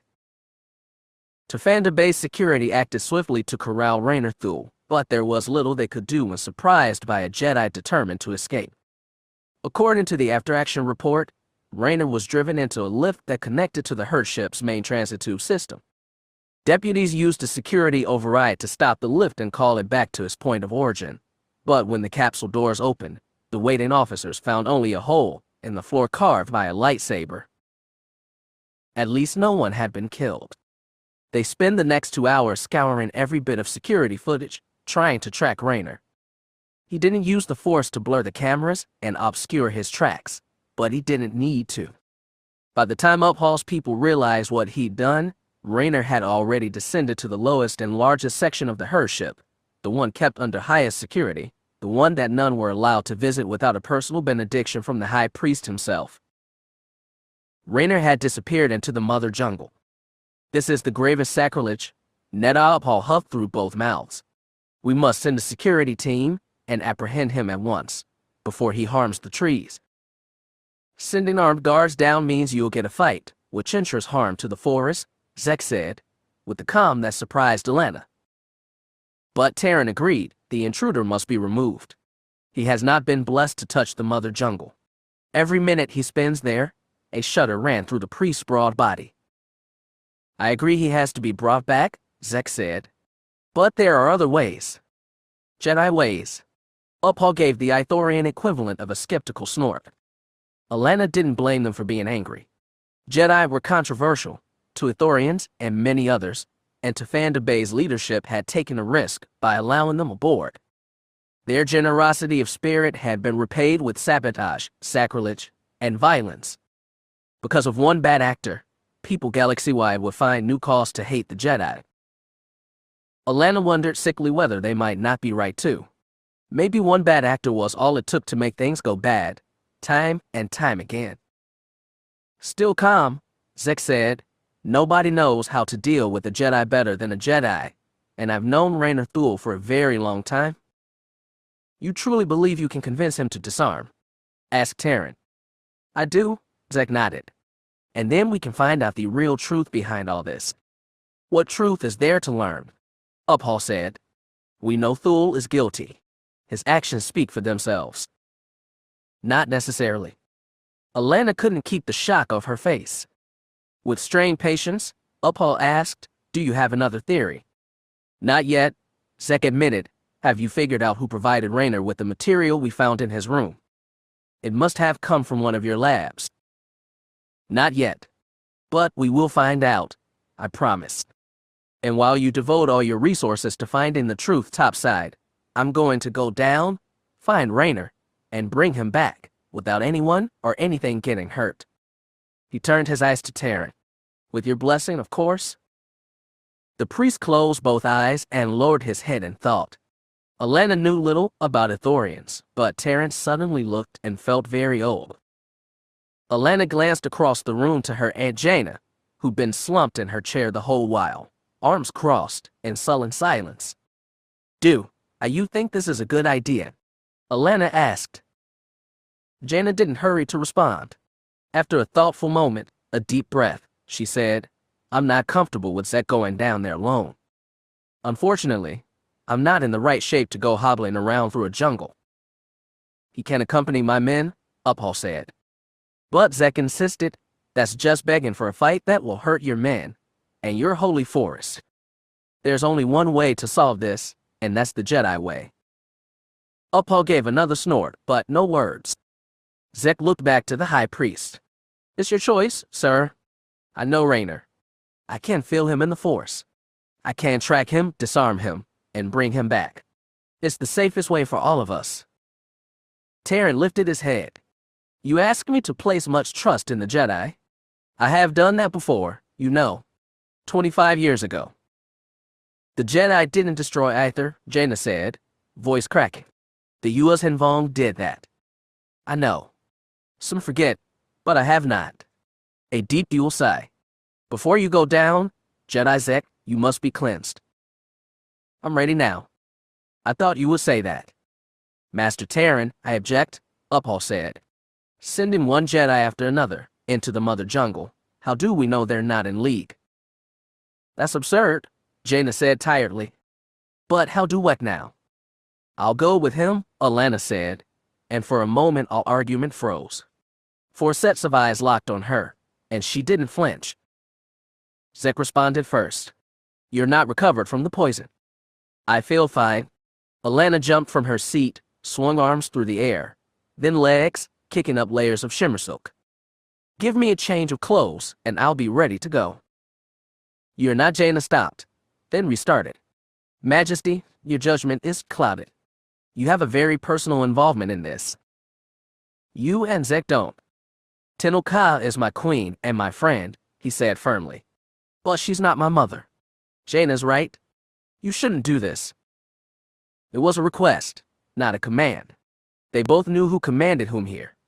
It was the princess's final, irrefutable weapon, and she knew she had to use it. Zek was a teacher, a guide, a friend.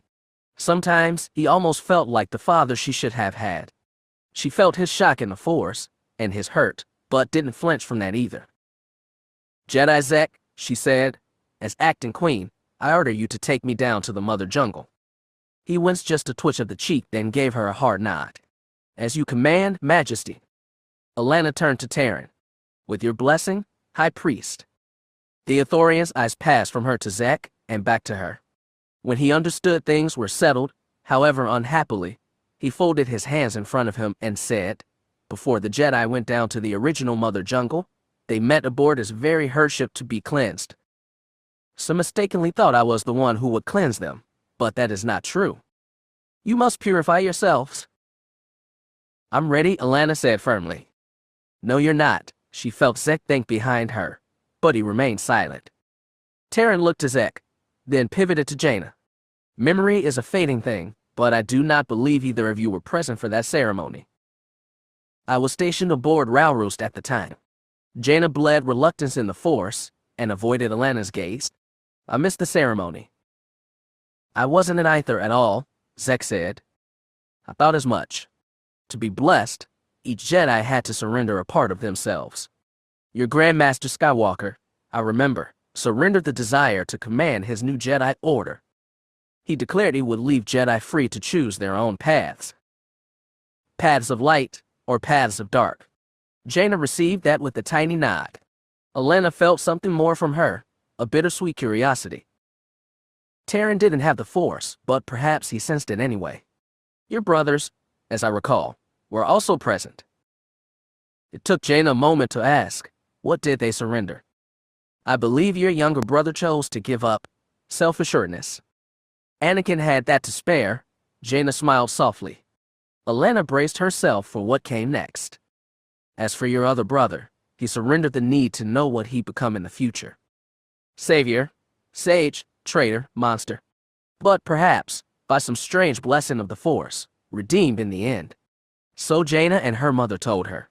But for Allana, she had only one vivid memory of her father, only one thing that stayed with her a decade after his death. She remembered a pale, sunken-eyed man looming over her, radiating desperate love and violent anger, telling her that he was her father, and he'd changed the whole galaxy, and when he was done they could be happy together. That was what he told her, and even as a tiny child she'd known that man was sick enough to believe his own lies. Allana was thankful for that regal stoicism she'd been forced to hone, otherwise her eyes would be welling up, as Jaina's were now. Her aunt had her own brand of stoicism. The older woman wiped her eyes dry and said, "Thank you, Master Terran. That is, good to know. But I think we need to focus on the present now." Of course. Terran turned his hammerhead back to Allana and Zek, who had also risen to his feet. I would ask the same of you. Consider, and find the part of yourself that stains your soul the most. Pledge to relinquish it here, so that it does not follow you and stain the mother jungle. Allana forced her thoughts away from her father, from Zek and Jaina and these two Ithorians all waiting expectantly for her word. She even pushed her mind away from her mother, still lying comatose in the medical ward. She tried to find an answer to the priest's request. It was Zek who said, "I'll surrender judgment. I'm not the final arbiter between right and wrong, light and dark. I'll just try to follow the Force and do the best I can." If it was a message to those who'd rushed to condemn Raynar, Allana included, then she felt mildly chastened. That left her with the final vow. An idea came to her, almost too obvious. She didn't know if she could follow through on such a promise, but it rose to her lips, and she said, "I give up the desire to control. I can't command everything, even if I want to. Trying to control everything isn't good either. So that's what I give up. I'm not queen of the universe and never will be, so I'll stop trying." Terran dipped his head and said, "Very well. In surrendering parts of yourselves, you have been cleansed. You are now ready to step foot in the mother jungle." Chapter 3. Chapter Text. Jaina was in no way happy about Allana's decision to accompany Zek in chasing Raynar, but on the list of things that upset her it was several ranks from the top, beneath one of her oldest friends lying comatose, another friend seemingly guilty of attempted murder, not to mention the total collapse of relations between the Hapans and Imperials. So she tried, very, very hard, to put Allana out of her mind and focus on what she could effect topside, even if she was still hobbling around on a carking cane half the time. "I'm just relieved there was nothing aboard our shuttle," Jever Haynes said as he paced the security station's main floor. The chamber had been cleaned up after Raynar's escape, and with deputies off gathering evidence, Jaina and the ambassador had the place to themselves. Whatever materials Thul used, he must have gotten them all here. Seated next to the comm console, Jaina asked, "When did your ship arrive? How many hours before mine?" Hayne paused to think. "I would say 8 hours. So Raynar was aboard Tafanda Bay for 21 hours before the ceremony. That's nearly a standard day. Plenty of time to get supplies, if you have the right contacts. But we were busy most of that time. Raynar was with us when we did the tour, and security checks. Yes, but we still had hours for a short sleep cycle. At least, I used it to sleep." What Thul did, he shook his head. "I'm very interested in seeing what Uphall turns up." "So am I?" Haynes stopped pacing and looked at her. "You don't believe he's guilty?" "I'm trying to be a skeptic. I've known Raynar a very long time." "Yes. Well," Haynes paused, clearly searching for diplomatic phrasing. "Frankly, I was surprised when I learned which Jedi was coming with us. Thul has been problematic in the past. Problematic was, admittedly, an extremely polite way of putting it. What he did he did under the influence of the Killiks, which were in turn corrupted by 2 dark Jedi. Hayne hesitated again as he searched for words. The Jedi's belief in compassion and redemption is admirable, in theory. But my business is diplomacy, Master Jedi, and diplomacy isn't about trust. It's about striking bargains and making sure the other side keeps their half. I'm aware of that, but I have a feeling distrust is what this whole situation is meant to exploit. What do you mean? We've got 2 big, souped-up warships sitting outside. 1 battle dragon, 1 star destroyer. Right now they're on comm silence, so they don't know what's been happening on Tafanda Bay, but they've got to be wondering. Yes. Hayne looked at the ceiling as though he could see them looming. I haven't forgotten. If I were some Sith saboteur, I'd be trying really hard to start those ships shooting at each other. Yet another searching pause. With all respect, Master Jedi, your ancient enemies aren't at the root of all the galaxy's problems. I want to think that. I really do. The stars are full of people who'd knife each other in the back given half a chance. There's always going to be competing nations, competing militaries, competing economies, competing egos. That's why the galaxy needs a democratic government in the first place, to keep the backstabbing merely metaphorical. Jaina couldn't help but look Hayne over again. Somehow cynicism made the young ambassador seem older. You're saying the culprit could be a Hapan, or Imperial who wants to wreck the treaty? Possibly. Or it could be Ithorians from the Solidarity League. I know. But it seems almost too obvious. Sometimes the obvious option, the simplest one, is correct. Hayne clearly wanted to say more, but instead he kept his lips forcefully tight. Jaina was glad, because she knew that he still considered Raynar the likeliest culprit. That would have been easier to deal with if Jaina wasn't thinking the same thing. Everything was stacked against Raynar, including his own actions, but no matter how hard she tried, she just couldn't figure out why. Maybe Allana was right in the Killiks, or something else were messing with his mind, but Raynar had been a practical recluse on Ossus for years. She didn't see how anyone could have suborned him, unless there was some nefarious infiltration deep inside the Jedi Order. Can I speak frankly, Master Jedi? Please do. I was surprised you let the Chumita go down into the jungle like that. That seems quite a risk, even if she has had Jedi training. That Allana was getting said training was neither confirmed nor denied by the Hapan government. Hayne was fishing, and Jaina decided to avoid his bait. I can't forbid her from doing anything. She was right when she said she's acting ruler. Her word goes, even if Zek, and I don't like it. Still, I thought you'd use your personal influence. She couldn't tell if Hayne was still fishing, or if he was just referring to Allana's spell with her parents.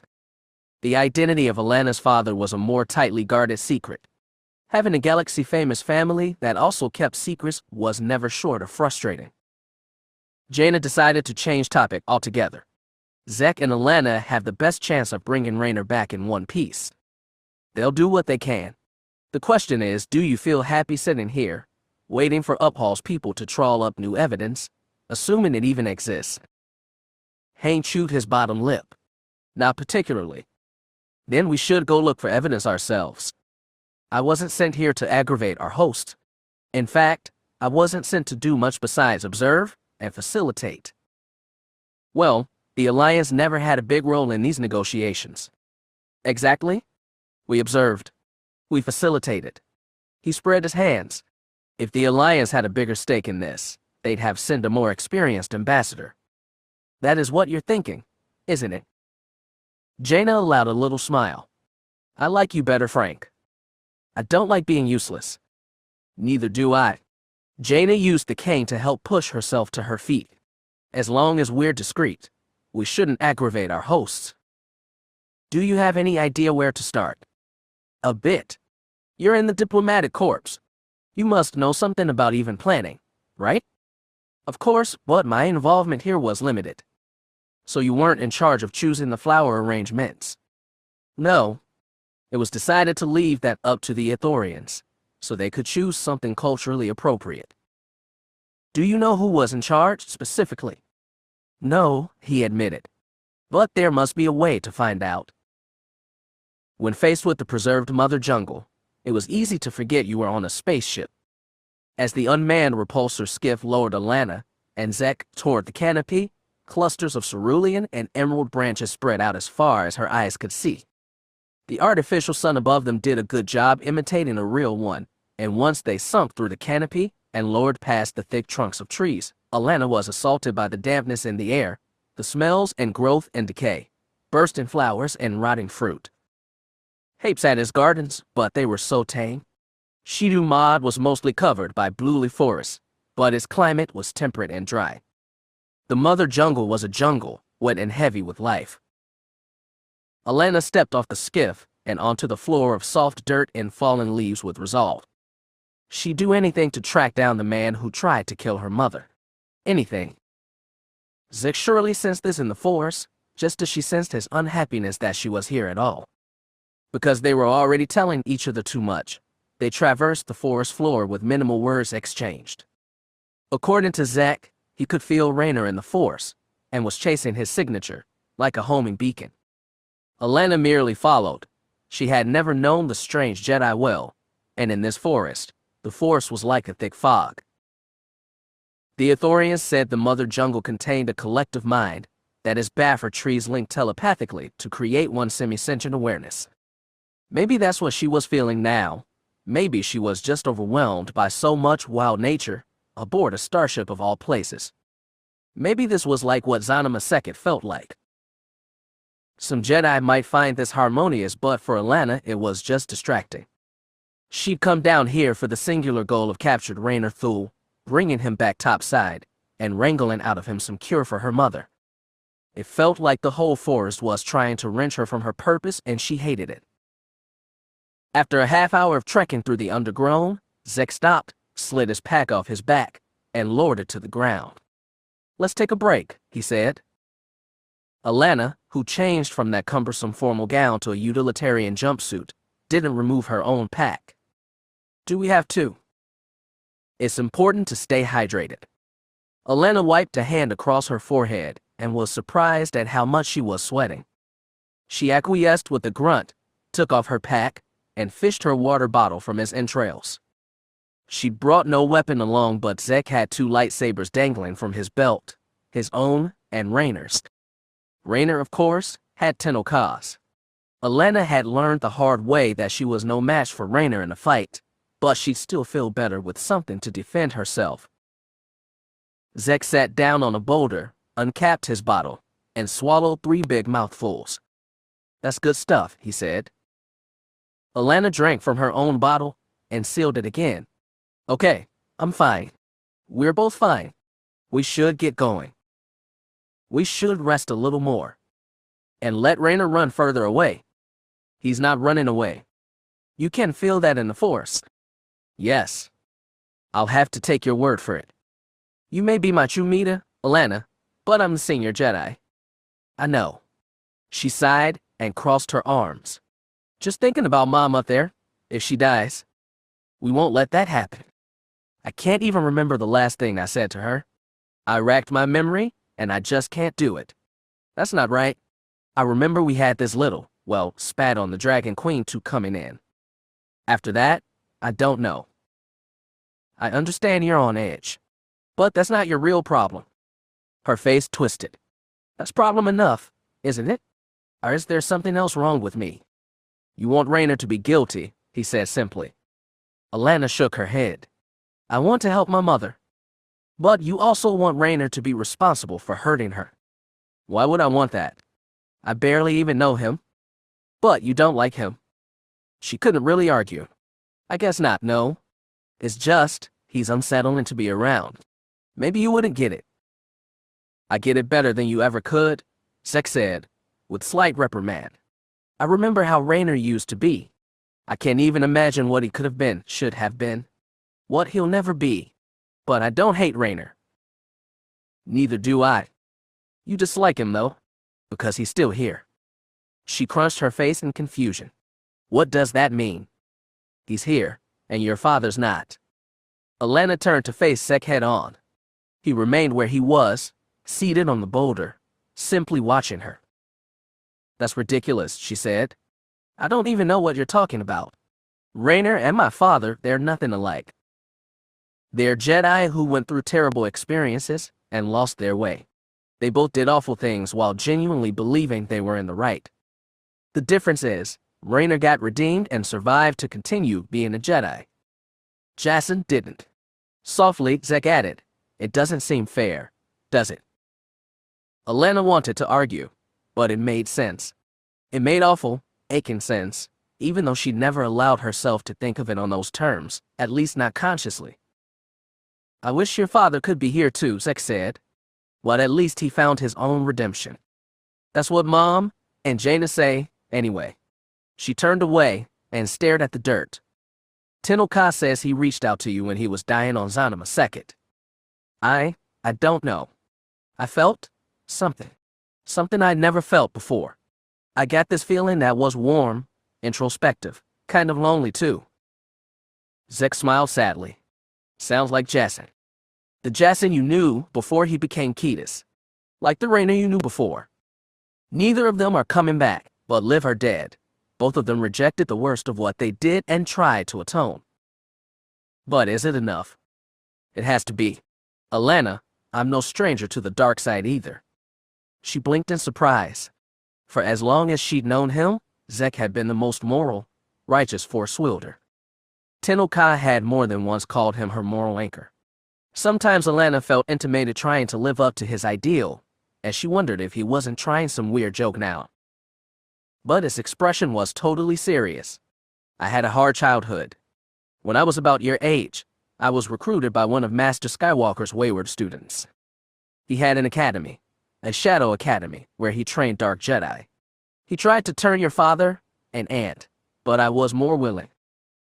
But that was a long time ago. You were young. There was another kid there. His name was Villas. Zek's eyes bored through her into the past. They made us compete for the title of Darkest Knight.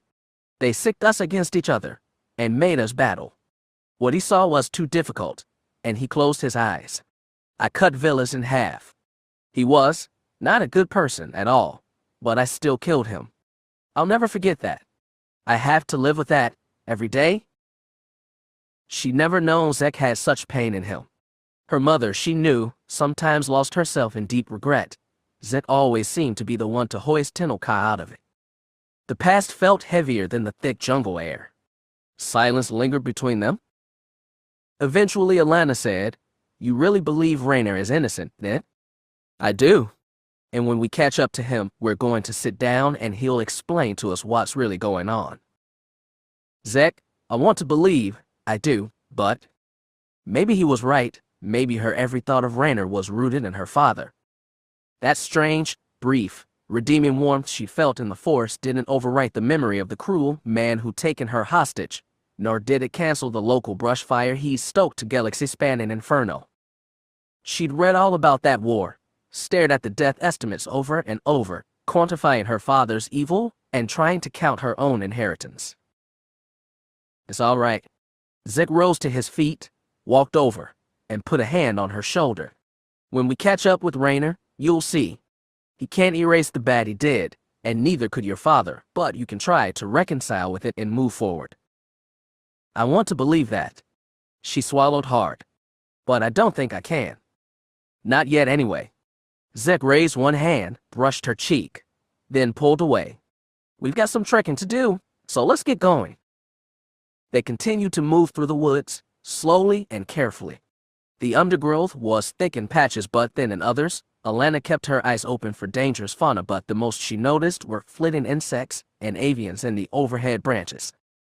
Whatever complex ecology the mother jungle had, it didn't seem to include deadly predators.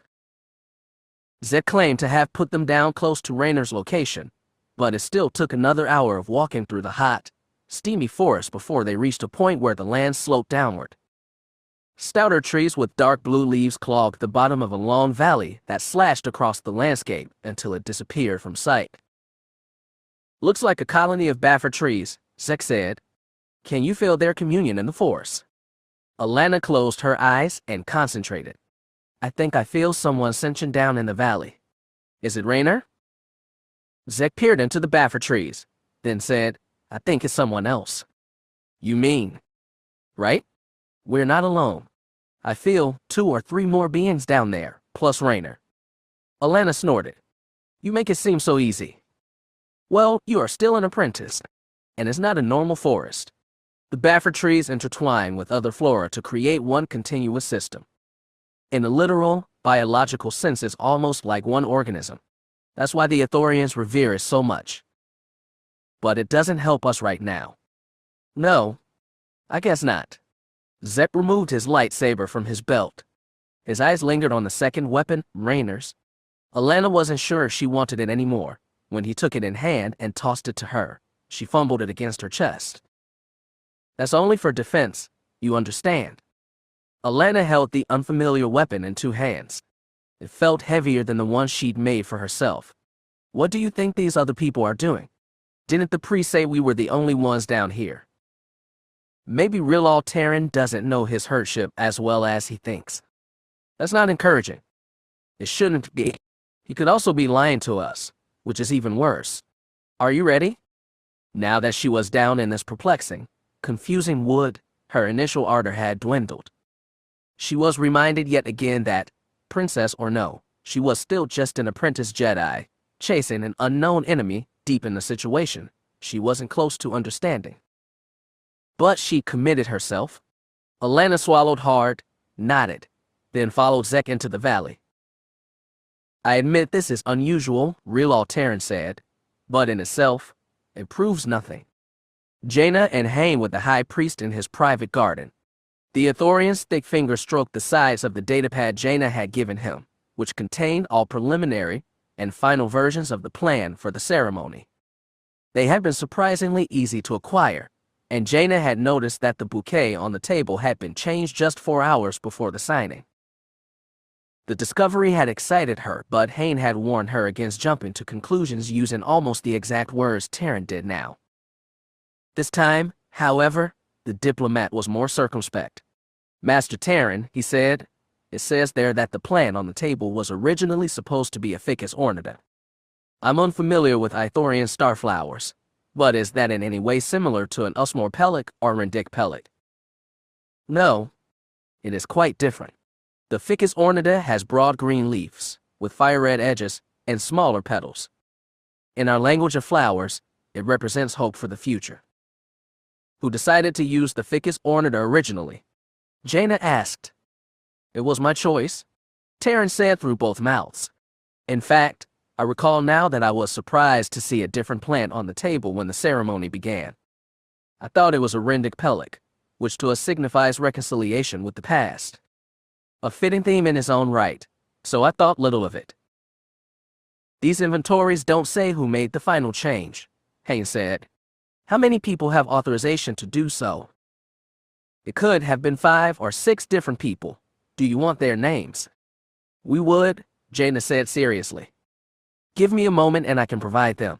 Even if you question them, it may lead you nowhere. This may have been a simple change of necessity. No ficus ornate may have been available. I cannot say. But do you think it deserves to be looked into? Hayne pressed. Yes. Chief Uphall is taking a different approach to investigation, but I see now harm to trying other angles. The Ithorian rose from his seat and walked down the winding garden path. Jaina and Hayne followed, hovering respectfully behind him as he went to a desk artfully carved out of a tree stump, checked his own datapad, then entered information into Jaina's. Thank you for this, Hayne said. We'll make some quiet inquiries and keep you informed of the results.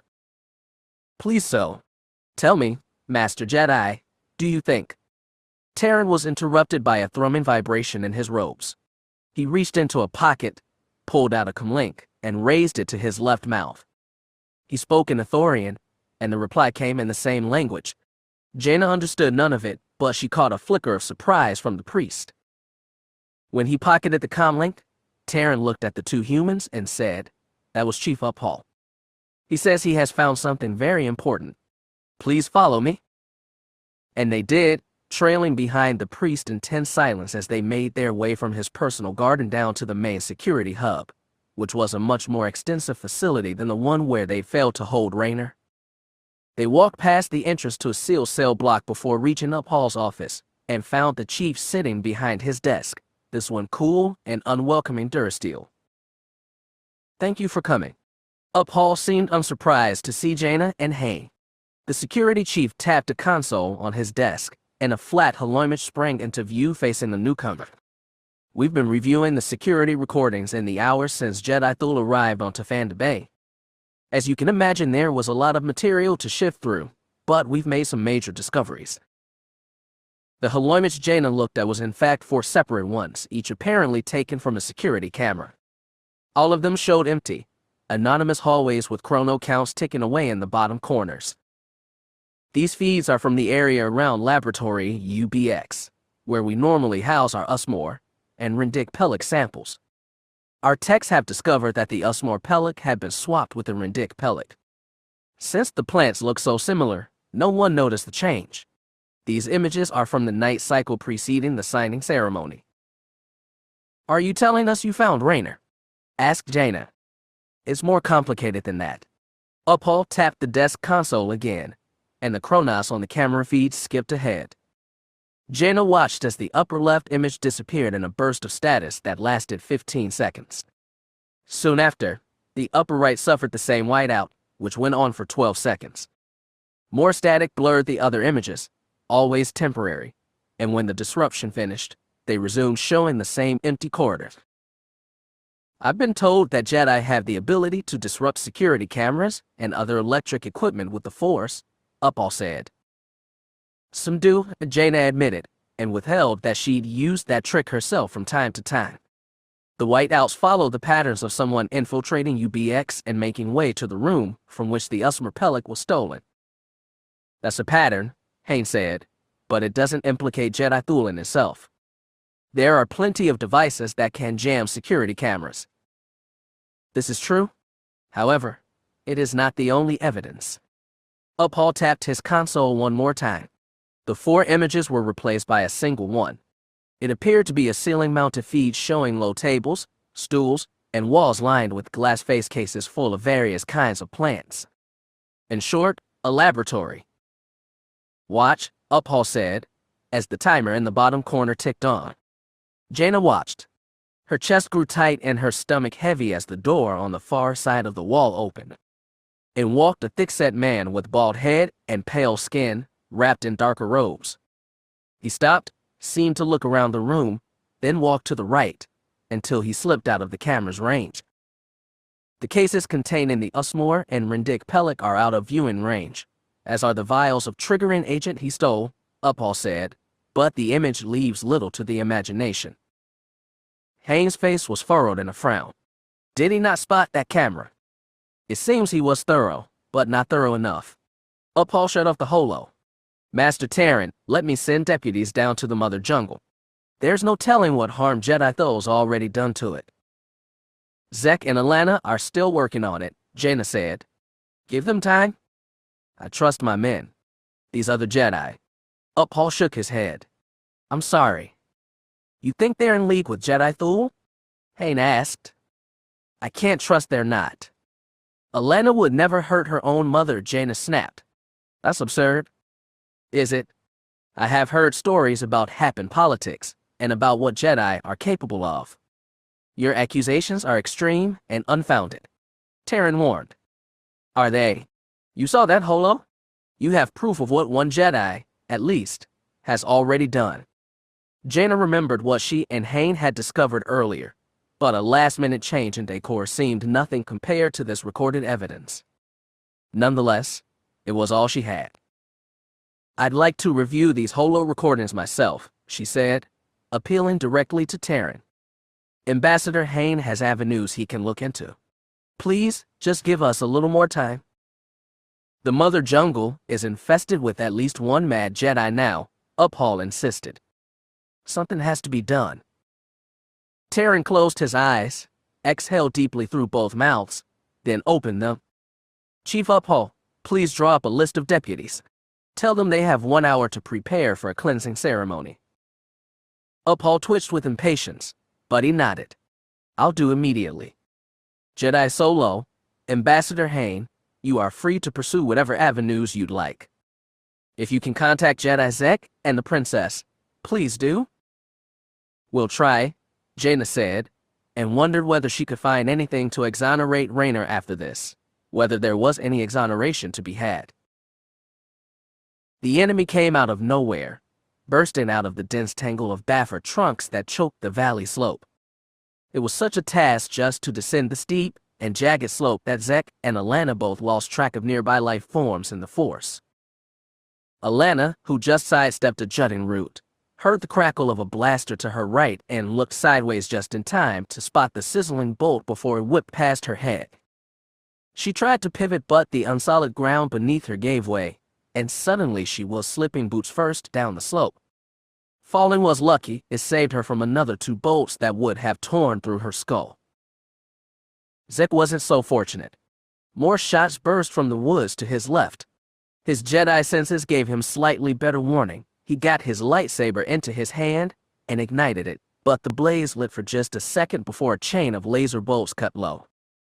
One cracked his right leg, just below the shin. He let out a cry, released the lightsaber, and fell down the slope as well. Allana was already on her way down, but she was able to angle herself so that both feet collided with the base of a trunk, stopping her fall just as it began. She watched Zek's body go tumbling sideways, rolling through the dirt and mulch until his head knocked loudly against another trunk, some 5 meters downslope of her position. He was hurt, unconscious, maybe even dead. Allana was too panicked to read him in the force, but for the first time she felt the lethal intent above her.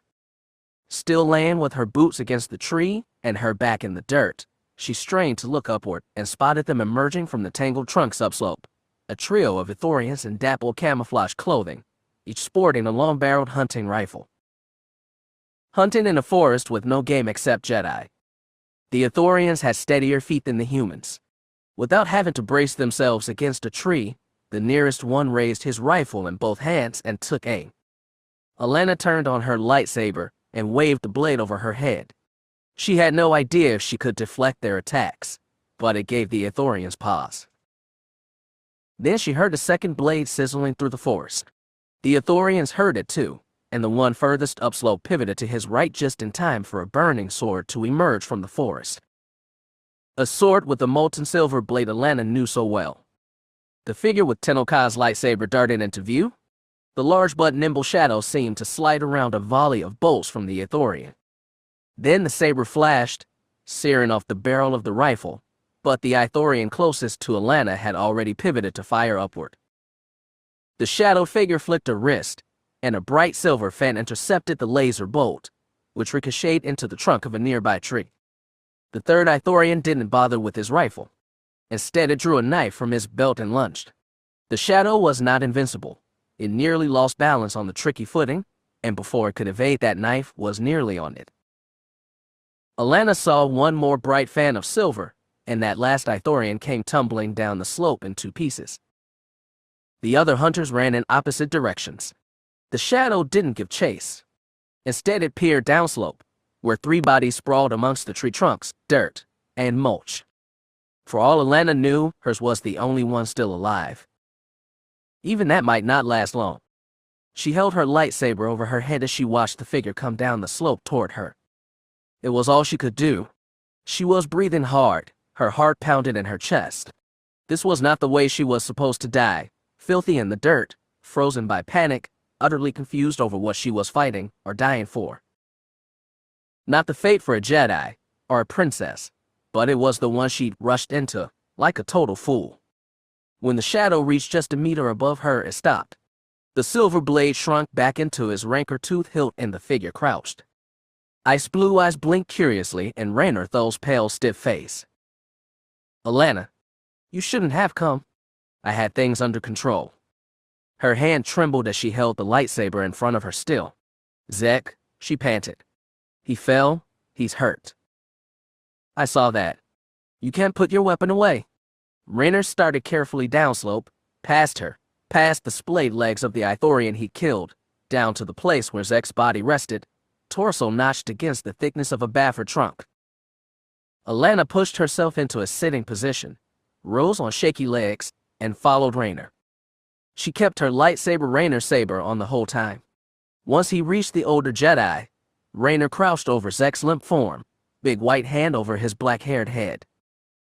"He's alive," Raynar said, "but unconscious. I think he has a concussion."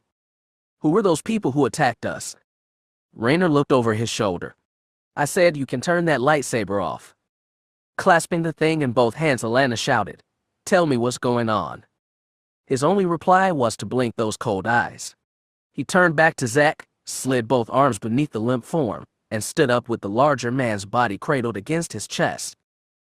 "Come with me," he said, before they regroup and attack again. Then, with impossible grace, he carried his heavy load down the slope. Allana finally shut off the lightsaber and followed. They didn't go far.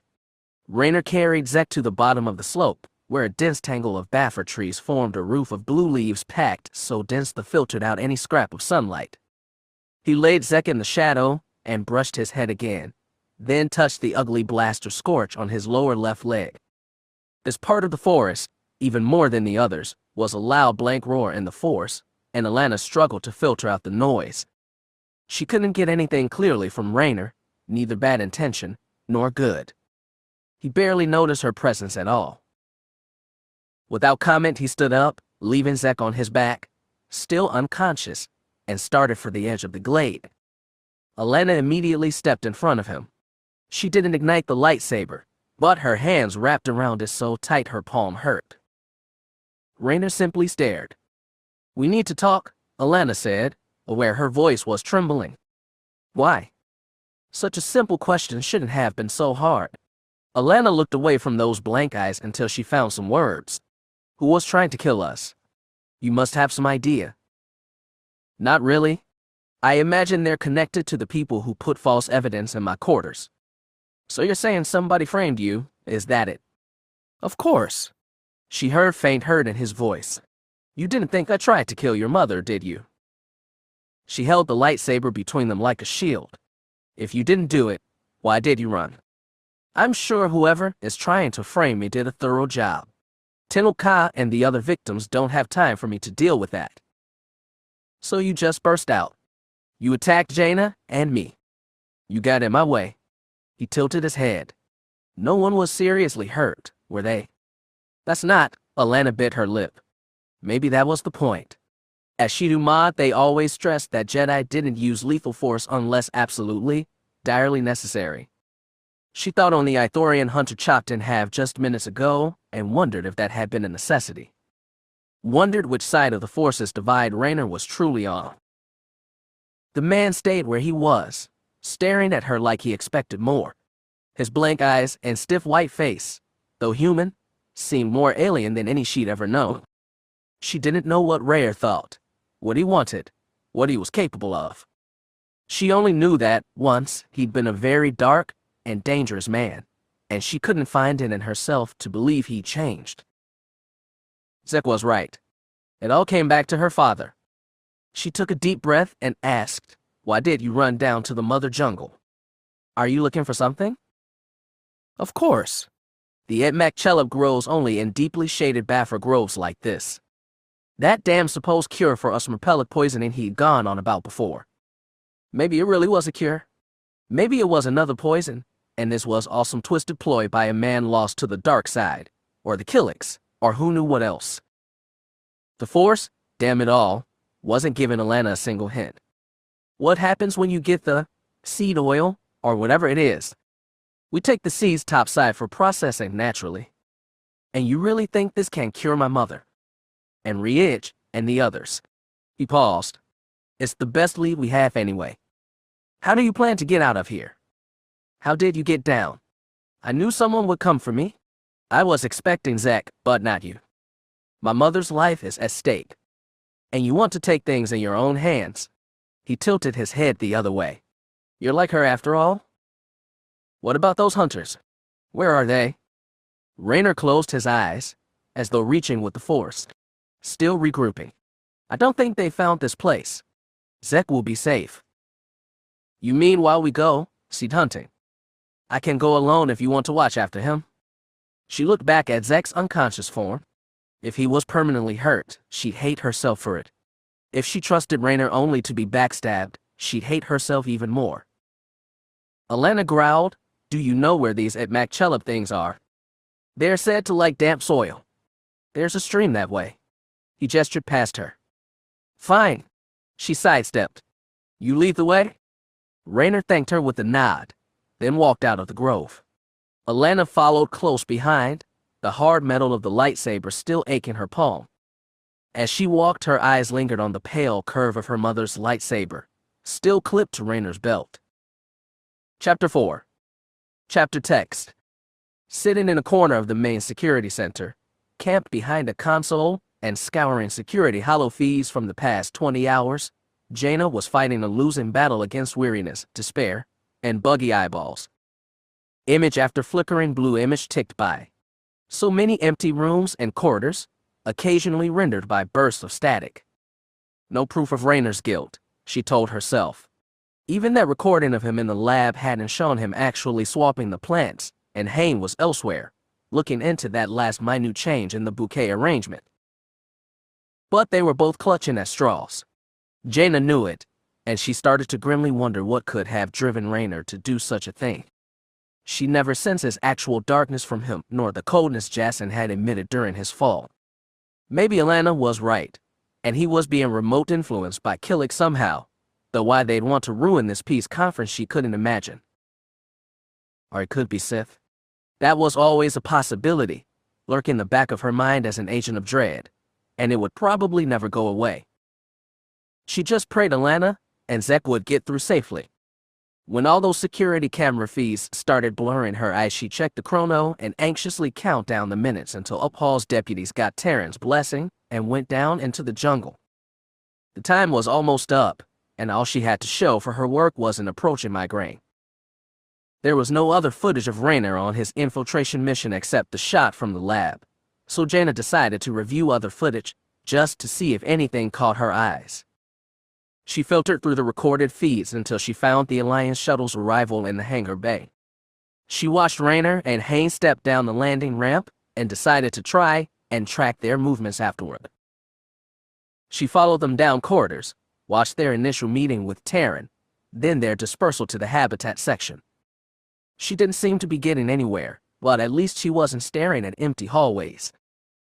According to the cameras, Raynar disappeared into his quarters. Maybe he stayed there, maybe that one static burst in the middle of the night cycle was him escaping to carry out a sabotage. Jaina fast-forwarded until morning and tried tracking Raynar again. Instead of meeting directly with Hayne, he left his quarters at an early hour and took a walk around the habitat section. Nothing criminal about that, but Jaina watched him as closely as she could. There were no more static disruptions, though sometimes he passed out of range of any security camera, and she had to scour other feeds until she picked him back up again. She watched him check one greenhouse, then another, then an artificial mock tidal pool. He didn't stay at that one for long. With the camera's eye, she watched him step through the door, look around, turn right and walk along the edge of the chamber, then turn left and walk straight back out.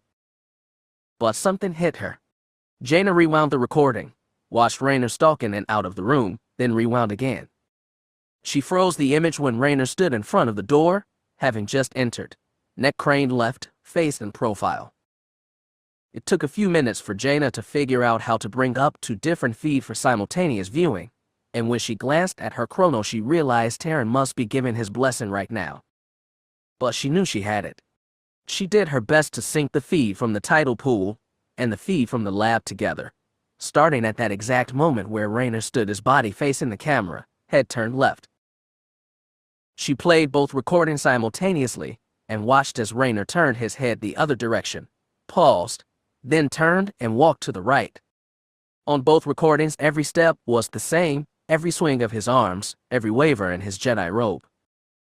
The exact same sequence, copied from one slice of footage to the other. Jaina didn't have access to the full metadata, but she knew in an instant which was authentic, and which was a forgery. She hesitated for a minute, wondering whether to call Hayne, Terran, or Uphall first. She was decided by the buzz of her comlink and the ambassador's tinny voice in her ear. "Jedi Solo, where are you now?" he asked. I'm in the security center where you left me. I found something. I think it's big. So I think it's better if I tell you in person. If he thought their comms couldn't be trusted, it must be big news indeed. Jaina realized that if the security footage had been compromised, there was no telling what else had been. Are you coming my way? Do you know where Terran is now? He's blessing his deputies to go after Raynar. I'm not sure where exactly. I can't find out.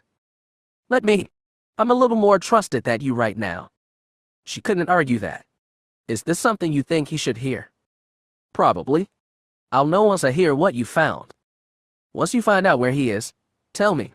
We can meet on the way and catch up before we see him. Sounds good. I'll call back in a minute. The comm clicked off. The sudden silence reverberated with the energy in Haynes' voice. Whatever he found, he thought it was critical. Jaina pocketed her comm, looked around, and saw a few of the Ithorian deputies sitting at their stations, eyeing her scans. She closed out of the footage she'd watched, erased her viewing history, and walked from the chamber as calmly as she could. Her body was still weak from the poison, but she was ready to sprint to wherever she needed to be, as soon as Hayne gave the word. As promised, they found water trickling through the valley's base. A long step across, the stream wound weakly through patches of tall grass and bare boulders. Insects clustered in patches, and Allana prayed they weren't dangerous. Baffer trees spread blue leaves over their heads, and only rare dappled light winked atop the water. Is this where we look? She asked Raynar. This is where we look, he said, then turned and began wandering upstream, examining each plant he passed. Allana couldn't believe this was how they were going to save her mother. Do you know what these Etmacchella plants look like? I've seen pictures. It's a short bush that grows near water.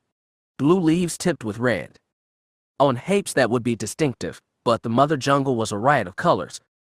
Allana felt fairly absurd as she started scouring the brush, half crouching and half walking. She reached out with the forest for traces of Zek, or the Ithorians hunting them, but all she got was the melange of the mother jungle and Raynar himself, clear but still unreadable. Nonetheless, she continued to scan the bushes. She had no idea what plants were dangerous to touch and smell, so she kept her hands to herself. In her right hand, she still clutched the lightsaber so hard it ached her palm, but she wasn't ready to give up the weapon yet. Raynar appeared harmless. He barely seemed to notice she was there, but she couldn't trust him. She'd seen a little of what the pale, aloof man was capable of, and had heard about far worse. Then he announced, I found it. Allana hurried over to where Raynar crouched beside a bush. You're sure? It matches the pictures exactly.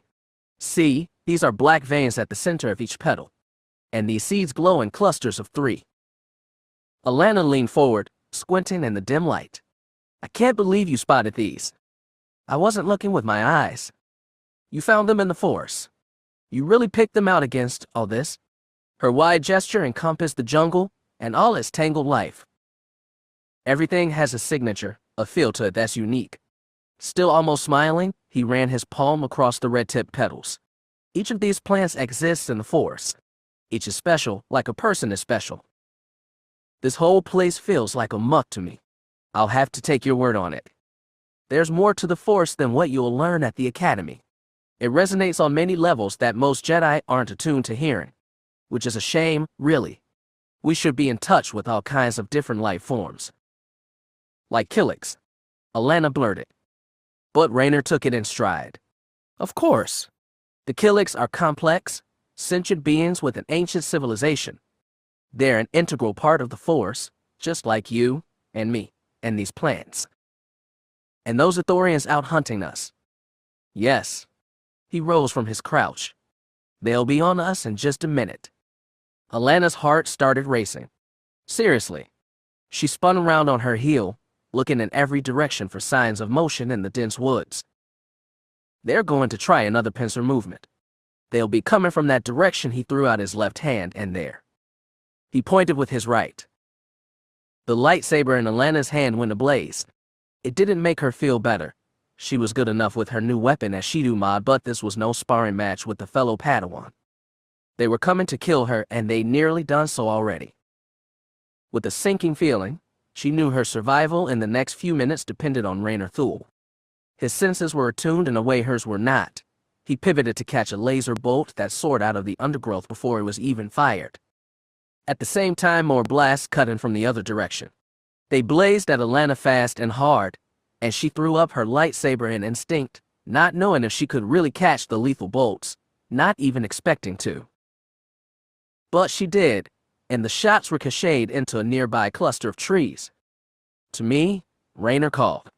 She risked an over-shoulder glance to see him darting toward her.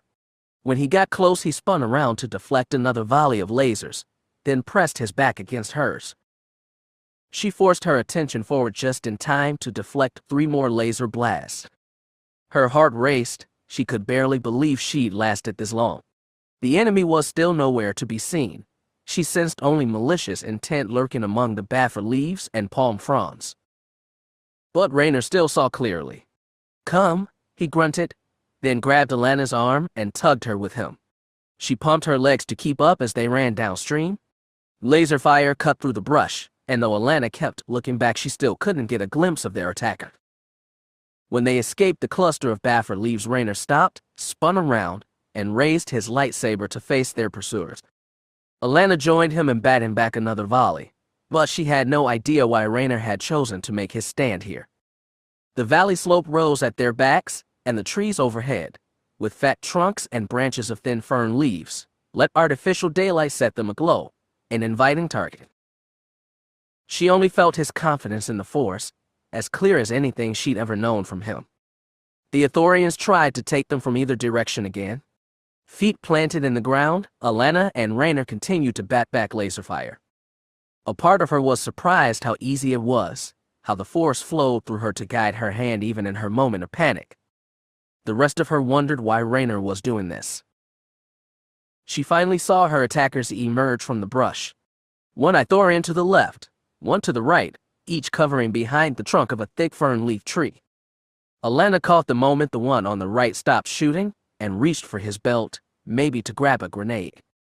She sent a trill of alarm to Raynar and the Force. His response was assurance and a gust of wind. The Ithorian to the right drew an object from his belt, cocked one arm back to hurl, then retched. His entire body trembled and the sound of a miniature explosion escaped the aliens' mouths. Just a second later, the Ithorian on the right stopped firing, his head snapped back, then forward, and 2 more explosion sounds burst through the forest. Allana realized, with giddy disbelief, that her attackers heard sneezing. The one of the left kept retching, and so did the one on the right. Both were struggling to even hold onto their weapons as more thunderous sneezes racked their bodies. "Disarm them," Raynar breathed, and Allana did just that. Suddenly everything was easy with the Force. She pulled their rifles out of their grasp and tossed them into the bushes beyond. Then Raynar used his own powers to lift them both off their feet and, with considerable but not lethal strength, knocked their ladle-shaped heads together. One sharp cracking sound, then nothing. Raynar lowered their limp bodies soundlessly to the forest floor. Allana realized she was panting and soaked in sweat. She wiped her forehead dry and looked at Raynar, whose expression was as blank as always, but she could nonetheless feel his satisfaction in the Force. "What was that?" she asked. "More pollen. The Jeffet vicus." He gestured to the green fronds overhead. "Harmless to humans, but it causes allergic reactions among most Ithorians." That was the kind of irony Allana could appreciate. Lucky is pollinating just now. Or was that luck? Raynar shook his head. "I told you. The Force connects all life, not just what we think of as sentient. When you attune yourself, you can feel them, and they can feel you. And sometimes, they can help you when you need it." "I get it," Allana panted, and finally she did. Everyone always said the Force was bigger and broader than she could imagine. It had been a long time since she'd seen evidence like that. Raynar stroked the nearest tree branch with his fingertips and added, almost a whisper, "Your father was good at it too, you know." She froze. Though she no longer masqueraded as the Solo's adopted daughter, her true parentage was still a carefully kept secret. Zek and Terran knew, and of course her blood relatives. That was the extent of the list. I don't know what you mean, she muttered. Of course you do. I'm sure your mother's told you. When we were young, Jacen was wonderful with animals. He was good at connecting with all forms of life. The corner of his mouth twitched a smile. I envied him, actually. Mom, and I don't talk about him. Ah. Did she tell you? No one did. They didn't have to. I can see Jacen in you. I can feel him too. A chill crept over Allana, despite the heat and sweat. She hugged herself and looked away. That frightens you, shouldn't it? Raynar considered. Some said Jacen got his talent with animals because of his empathy. Others said it was his curiosity, his openness. Well, it's nice to know he had good things about him at some point. I think they were always part of him, even when he was Caedus. The flush of victory was gone now. Allana felt intensely uncomfortable but couldn't back away. I've never heard that one before, she creaked. Empathy for you, and for the suffering peoples of the galaxy, and a determination to end the war. Curiosity about the secrets of the Force. Openness to ideas forbidden by the Jedi. Anything can be a path to darkness or to light. There's no inherent virtue. I guess you get a unique perspective on that, Allana said, then wished she hadn't. But Raynar was impossible to upset. I didn't know Jacen during his fall. I was occupied then, but I don't think I was surprised the way others were. The seeds were always inside him. They're inside everyone. For them to grow requires only the right nourishment. That's not really encouraging. I can't say what fires are going to forge you, Allana, but you'll burn one way or another. That he said it kindly was the worst part. You talk like it's unavoidable. It is, but you're young. You can prepare for it. She swallowed. It felt like a stone passing down her throat to weigh her heart. How? Raynar considered. He looked down at his hand and the rancor tooth it grasped, as though discovering it was there. Then he raised up that hand and opened the palm. Tenel Ka's lightsaber took to the air and floated gently toward Allana. Understanding, she lifted Raynar's weapon in the Force and returned it to him. It fell into his grasp just as she touched her mother's weapon. It felt so much better in her grip. You can learn from the mistakes of others, and the successes. Raynar's stiff face attempted a smile. You have many examples, on both counts. It was no magic solution to her problems, no miracle bomb to wash away her fear. But it was true. Allana would have to remember that when she faced whatever fires lay ahead. Firmly, deliberately, she hooked the rancor tooth to her belt and looked around. The two Ithorians were still unconscious by the stream. More Atmacchella bushes sat nearby, ready for picking. Reaching out with the Force, she caught a hint of Zek, still lost in unconsciousness. Can you summon your transport? Raynar asked. I left the beacon call with Zek. Then we'll go back and get it. We'll bring him to the surface, and them.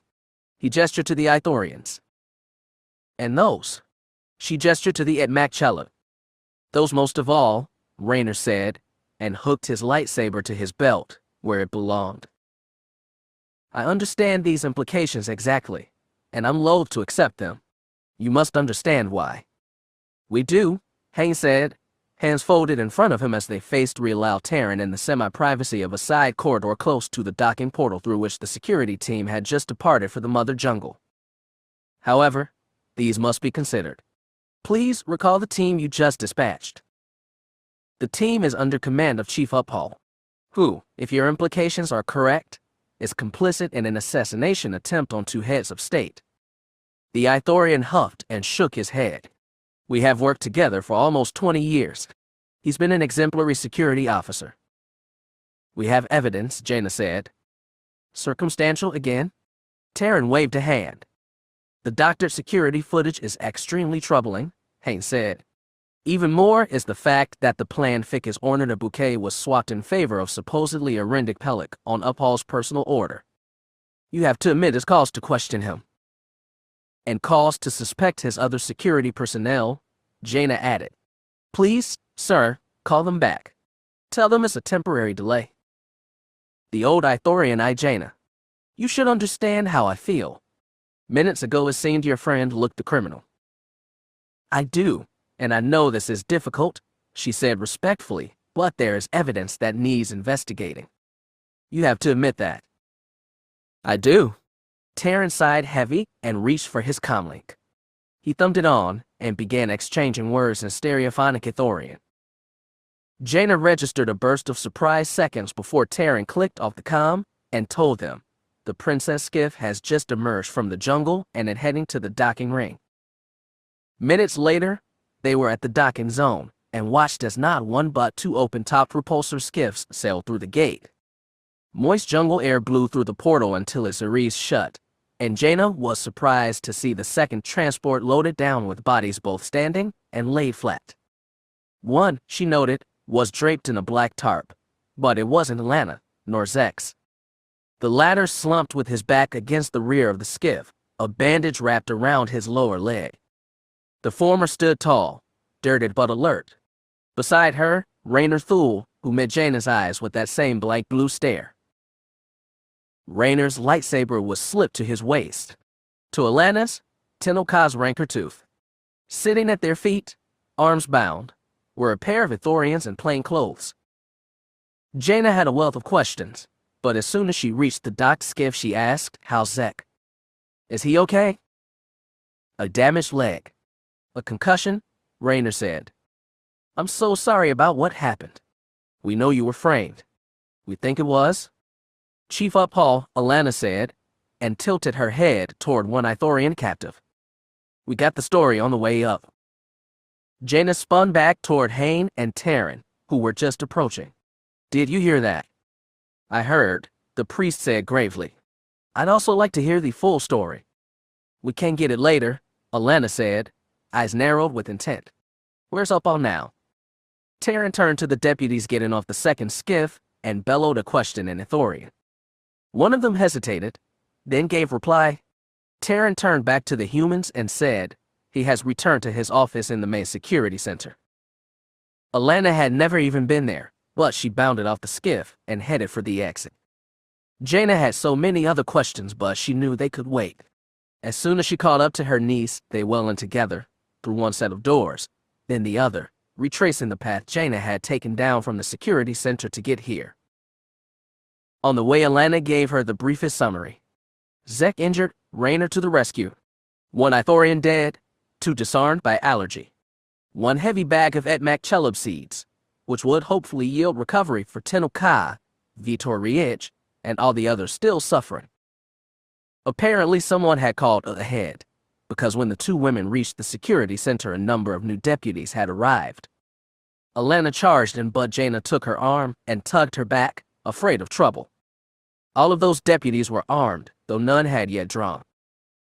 Still holding Allana back, Jaina said, "We need to talk to Chief Hapan. Immediately." "He is in his office," the nearest deputy said. "The door is locked and he does not answer." "You've got to have an override," Allana said. "We do." "Then open it." Jaina generally didn't like using forced persuasion. It reminded her too much of her brother's manipulations. But right then she used it, and while the deputy wasn't weak-minded, he was confused and groping for direction. Jaina gave him one. The deputy hurried to the door and began inputting his override code into the access keypad. Allana loomed behind him and held the lightsaber tight in both hands, thumb hovering over the ignition trigger. Jaina knew she wouldn't need it.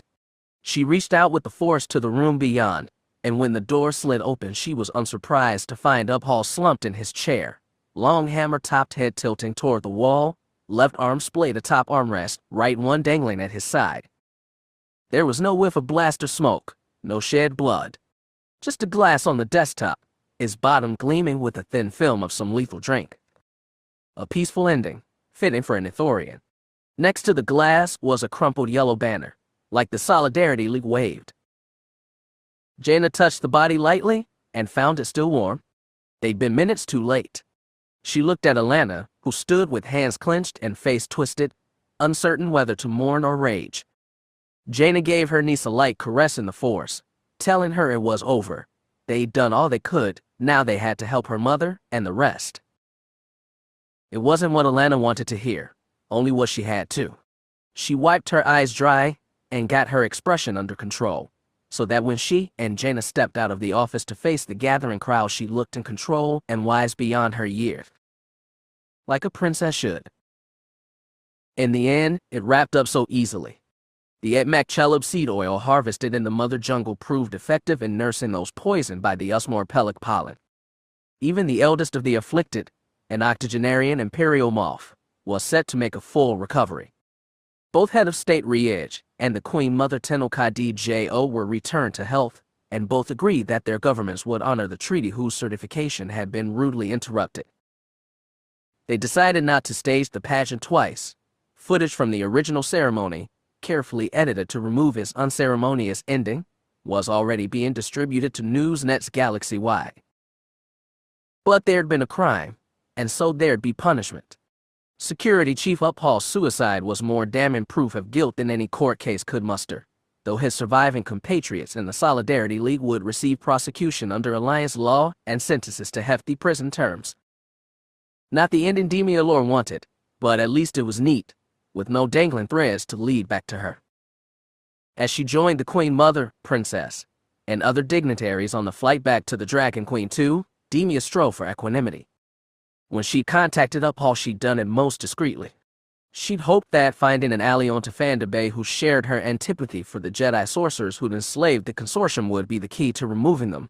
In retrospect, she'd been fooled to trust an outsider, especially an alien, to do the job right. As soon as her sources on Coruscant told her that Raynar Thul, the original Mad Jedi, was coming as an envoy, she told Uphall everything he needed to properly frame the man, but the Ithorian had fouled even that up. At least he'd had the decency to silence himself, thus ensuring Demia's role in all this would never be discovered. There were other reasons to be optimistic. She was not, in fact, opposed to the treaty with the Imperials. In fact, she rather admired the so-called Remnant for its tradition, its commitment to order, and his refusal to bow to outside influence.